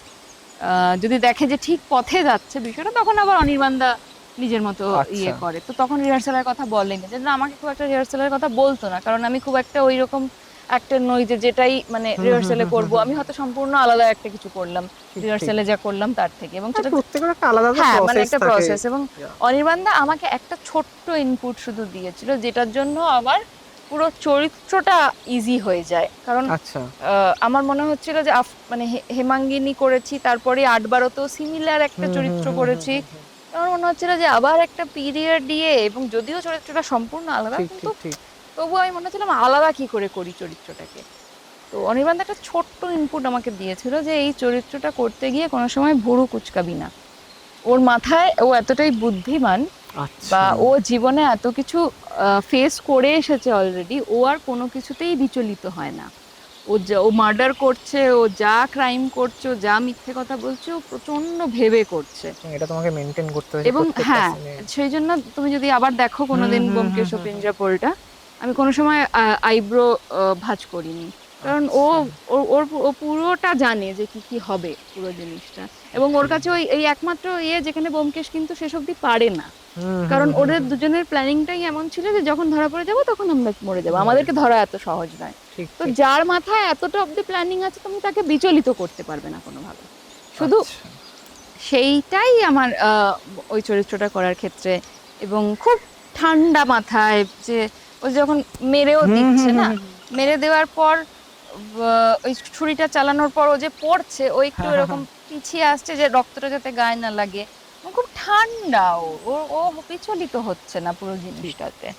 তো ওইটা আমার খুব ভালো লেগেছিল আর কি। আমারও খুব পছন্দের চরিত্র ওটাও। তুমি একটু আগে অভিনেতাদের নিয়ে কথা বলছিলে, মানে সেটা বাংলা বলে না, তোমার ওভারঅল কিছু ইন্ডিয়াতে হোক বা আমাদের বিদেশে হোক, তোমার পছন্দের কোনো অভিনেতা বা অভিনেত্রী, মানে যাদেরকে তুমি হয়তো, মানে আমি বলছি তাদের এমন নয় যে তুমি যাদের থেকে কিছু নিচ্ছ সবসময়, কিন্তু তোমার ভালো লাগে। পছন্দের অভিনেতা বলতে গেলে সবার আগে যে নামটা আসে সেটা অবভিয়াসলি লিওনার্দো ডিক্যাপ্রিও। ওকে। মানে তার উপরে আমি আজ কোনো অভিনেতাকে কোনো সময় বসাতে পারিনি। হুম। সরি, মানে হয়তো জানি না, মানে প্রচুর অভিনেতারা আছে, কিন্তু আমার জন্য he is the ultimate of acting. এবং সে যা, মানে ওই মানুষটা জানি না কি চরিত্র করে, কি প্রসেস ওনার, আমি I don't know, he is god. যে অদ্ভুতভাবে তাকে কোনো চেহারাও মেনটেন করতে হয় না, কিছুই করতে হয় না, কিন্তু অদ্ভুতভাবে ওই চরিত্রটা, ঠিক। মানে ভাবাই যায় না যে ওই ওনার করা চরিত্রগুলো অন্য কাউকে করা যায় না। রিসেন্ট কাজটা দেখেছো কি, one battle after another? Of course হলে দেখেছি, আচ্ছা। বাড়িতেও দেখেছি, হলেও দেখেছি। তো ও অসাধারণ, মানে ভাবা যায় না। তো লিওর থেকে উনি ভগবান, মানে উনি মানুষ নয়। এবং তারপরে আমাদের ইন্ডিয়াতে অবভিয়াসলি ইরফান, মনোজ বাজপেয়ী আমার একটু আগে অসম্ভব। মনোজ বাজপেয়ীর হ্যাঁ, কথা মনোজ বাজপেয়ী, ইরফান, মনোজ বাজপেয়ী বা লিওনার্দো ডিক্যাপ্রিও বা এই যে মানুষগুলো, এরা শুধু অভিনেতা নন, এরা ফিলোসফার। ঠিক মানে ওরা নিজেদের মস্তিষ্কটাকে চর্চা করতে করতে, নিজেদের মনটাকে চর্চা করতে করতে এমন একটা জায়গায় নিয়ে গেছে যেখানে ওরা অলমোস্ট নর্মাল হিউম্যান বিং এর থেকে অলরেডি অনেকটা ওপরে পৌঁছে গেছে। আচ্ছা আচ্ছা। তো ওরা আমাদের সঙ্গে, মানে আমাদেরকেও যদি অভিনেতা ক্যাটাগরিতে ফেলা হচ্ছে, ওদের অভিনেতা, এটা খুব অন্যায় হবে আর কি। মানে ওনারা একটা অন্য মার্গে চলে গেছে অলরেডি। তুমি মানে কিছু কিছু এরকম কমল হাসান, মানে ওদের এই জীবনটাকে দেখা বা যে কোনো মানুষকে দেখার দৃষ্টিভঙ্গিটাই সম্পূর্ণ আলাদা। মানে সেটা সেই অবধি যদি আমরা 5%ও কোনোদিন অ্যাচিভ করতে পারি, তাহলেও ভাববো যে অনেকটা পারলাম আর কি। আচ্ছা। তো কিছুটা, এবং আমাদের ইন্ডাস্ট্রিতে অবভিয়াসলি বলতে হয় ঋত্বিক চক্রবর্তী, অনির্বাণ ভট্টাচার্য, শাশ্বত চ্যাটার্জি। একটু আগে মানে কিছুদিন আগে আমি বলছি, একটা পোস্ট প্রচন্ড ভাইরাল হয়েছিল, যেটা উজান করেছিল।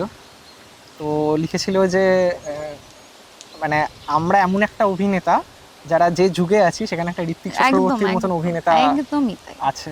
একদমই তাই। মানে আমরা ঋত্বিক চক্রবর্তী বা অনির্বাণ ভট্টাচার্যর যুগের অভিনেতা বা টুকটাক হলেও সুযোগ পাচ্ছি তাদের ধারে কাছে গিয়ে কাজ করা, সেটা আমরা যখন বুড়ো বয়স হয়ে যাবে, নাতি নাতনিদের গল্প করব, যখন আগেকার দিনের, মানে এখন অনেক অভিনেতাদের মুখে আমরা যেমন উৎপল দত্তের গল্প শুনি, তুলসী চক্রবর্তীর গল্প শুনি, বিকাশ রায়ের গল্প শুনি, সেই উত্তম কুমারের গল্প শুনি, সৌমিত্র চট্টোপাধ্যায়ের, সেরকম আমরাও বলবো।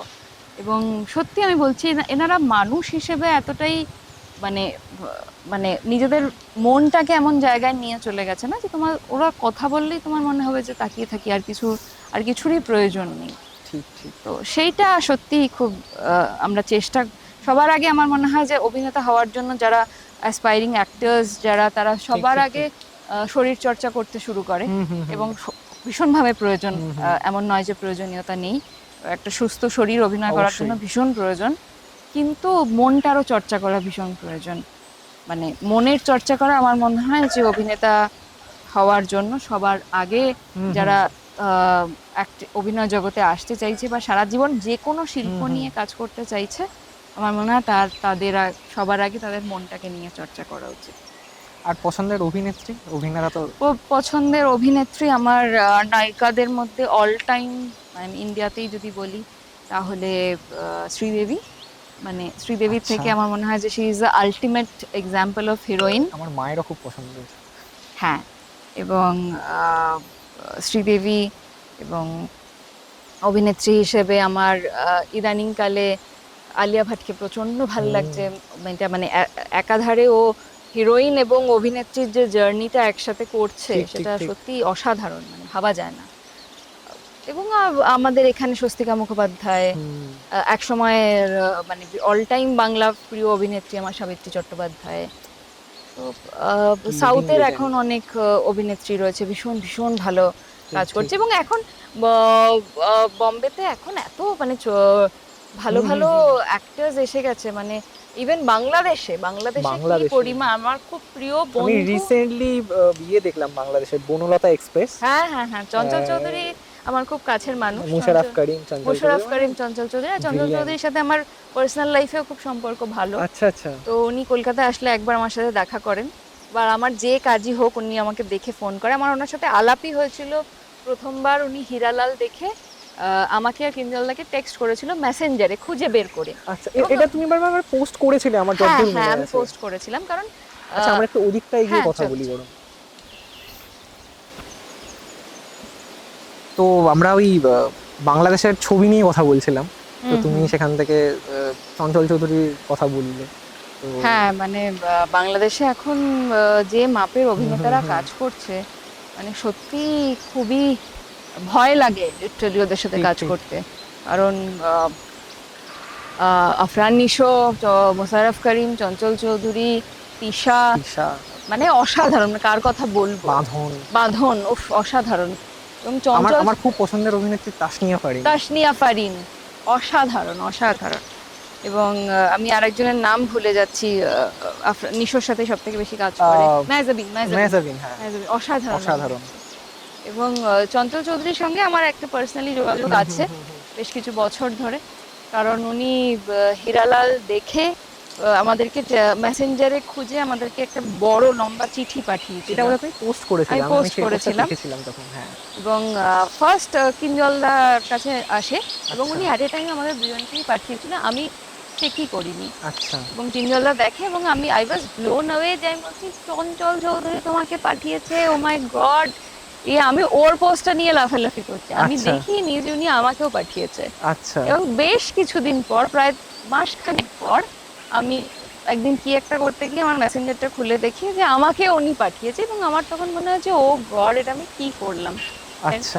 চঞ্চল চৌধুরী আমাকে টেক্সট করেছে, আমি 1 মাস ধরে ওটা দেখিনি। এটা খুব বড় তারপর, একটা পাওয়া। হ্যাঁ মানে আমাকে বলে যে প্রথম ছবিতে এত ভালো আচ্ছা। কাজ, আমার ভীষণ ভালো লেগেছে। এবং তারপর থেকে ওনার সাথে আমার কথা শুরু হয়, এবং উনি তারপর প্রথমবার যখন কলকাতায় আসে তখন আমাকে বলে দেখা করতে, গিয়ে আমি গিয়ে দেখা ঠিক, করি, ঠিক। এবং ওনার পরিবারের সবাই সাথে আমার আলাপ করা, এবং ঠিক, তারপর ঠিক, থেকে ওনার সাথে একটা মানে আত্মিক যোগাযোগ হয়ে যায়। মাঝখানে বাংলাদেশে যখন একটা ক্রাইসিস চলছিল তখনও রেগুলার ঠিক, ওনার ঠিক, সাথে আমার ঠিক, কথা হতো, এবং ওনার যাই কাজ আমার আসে উনি দেখেন এবং সেটা বলেন যে ভালো লাগে খারাপ লাগে যেটাই হোক। তো খুবই ভালো সম্পর্ক ওনার সাথে। বাহ। এবং ওর আমি খুবই মানে আবারও একই কথা বলতে হয় যে অসাধারণ মানুষ, মানে খুব বড় চঞ্চল- মাপের। খুব বড় এবং বড় মাপের মাপের অভিনেতাও। অভিনেতা, সেটাই বলার যে এত বড় মাপের অভিনেতা হওয়ার জন্য মানে এত বড় মাপের মানুষটাও হতে হয়। ঠিকই ঠিক। কারণ ওনাকে আমি দেখেছি, তুমি হয়তো ভেবে যাবে যে এত কিছু আমি ওনাকে গিয়ে বলবো যে আমি আপনার ফ্যান, আমি আপনাকে দেখে ইয়ে করেছি, উনি তোমাকে সুযোগই দেবে না।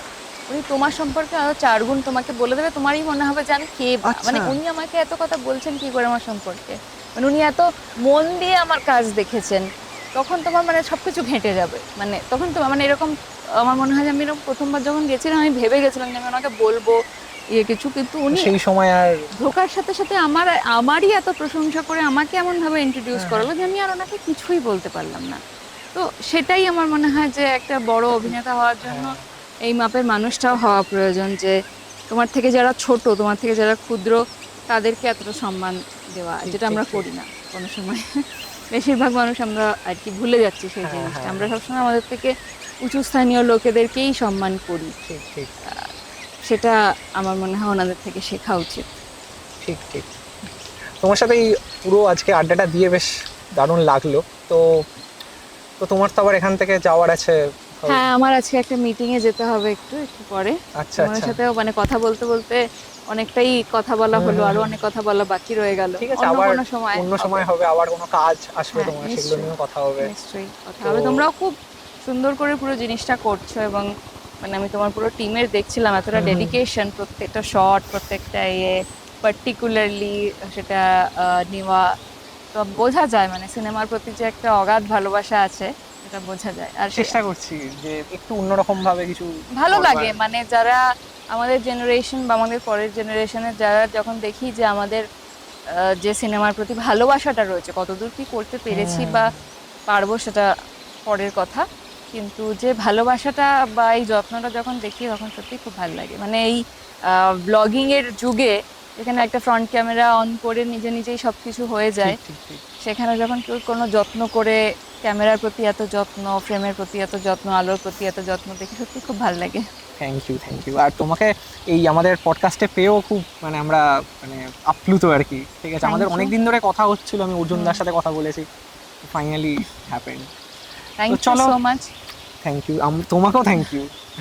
চলো, তোমরা এত দূরে আসলে, অনেকটা দূরে আসতে হলে বৃষ্টির মধ্যে, বৃষ্টি রোদ সব বৃষ্টি রোদ মিলেমিশে সবটাই গেছে। পাওয়া গেল আজকে, ঠিক কিন্তু ঠিক। অনেকটা দূর তোমরা আসলে আবার তোমাদেরকে যেতেও হবে। হ্যাঁ, যেতে আর হবে। আজকে তো আবার আমাকে গিয়ে একটু ফ্রেশ হয়ে বেরোতে হবে, সাউথে যেতে হবে। ঠিক ঠিক, আবার পরে কখনো একটা পরে আবার কখনো আড্ডা হবে। নিশ্চয়ই দেখা হবে। চলো। চলো। এটা দিয়ে যাবে নাকি? হ্যাঁ, চলো, আমরা ওপরেই যাবো। চলো, আমাদের ব্যাগপত্রগুলো তো রাখা হ্যাঁ আছে। হ্যাঁ হ্যাঁ হ্যাঁ, সেগুলো নেবো।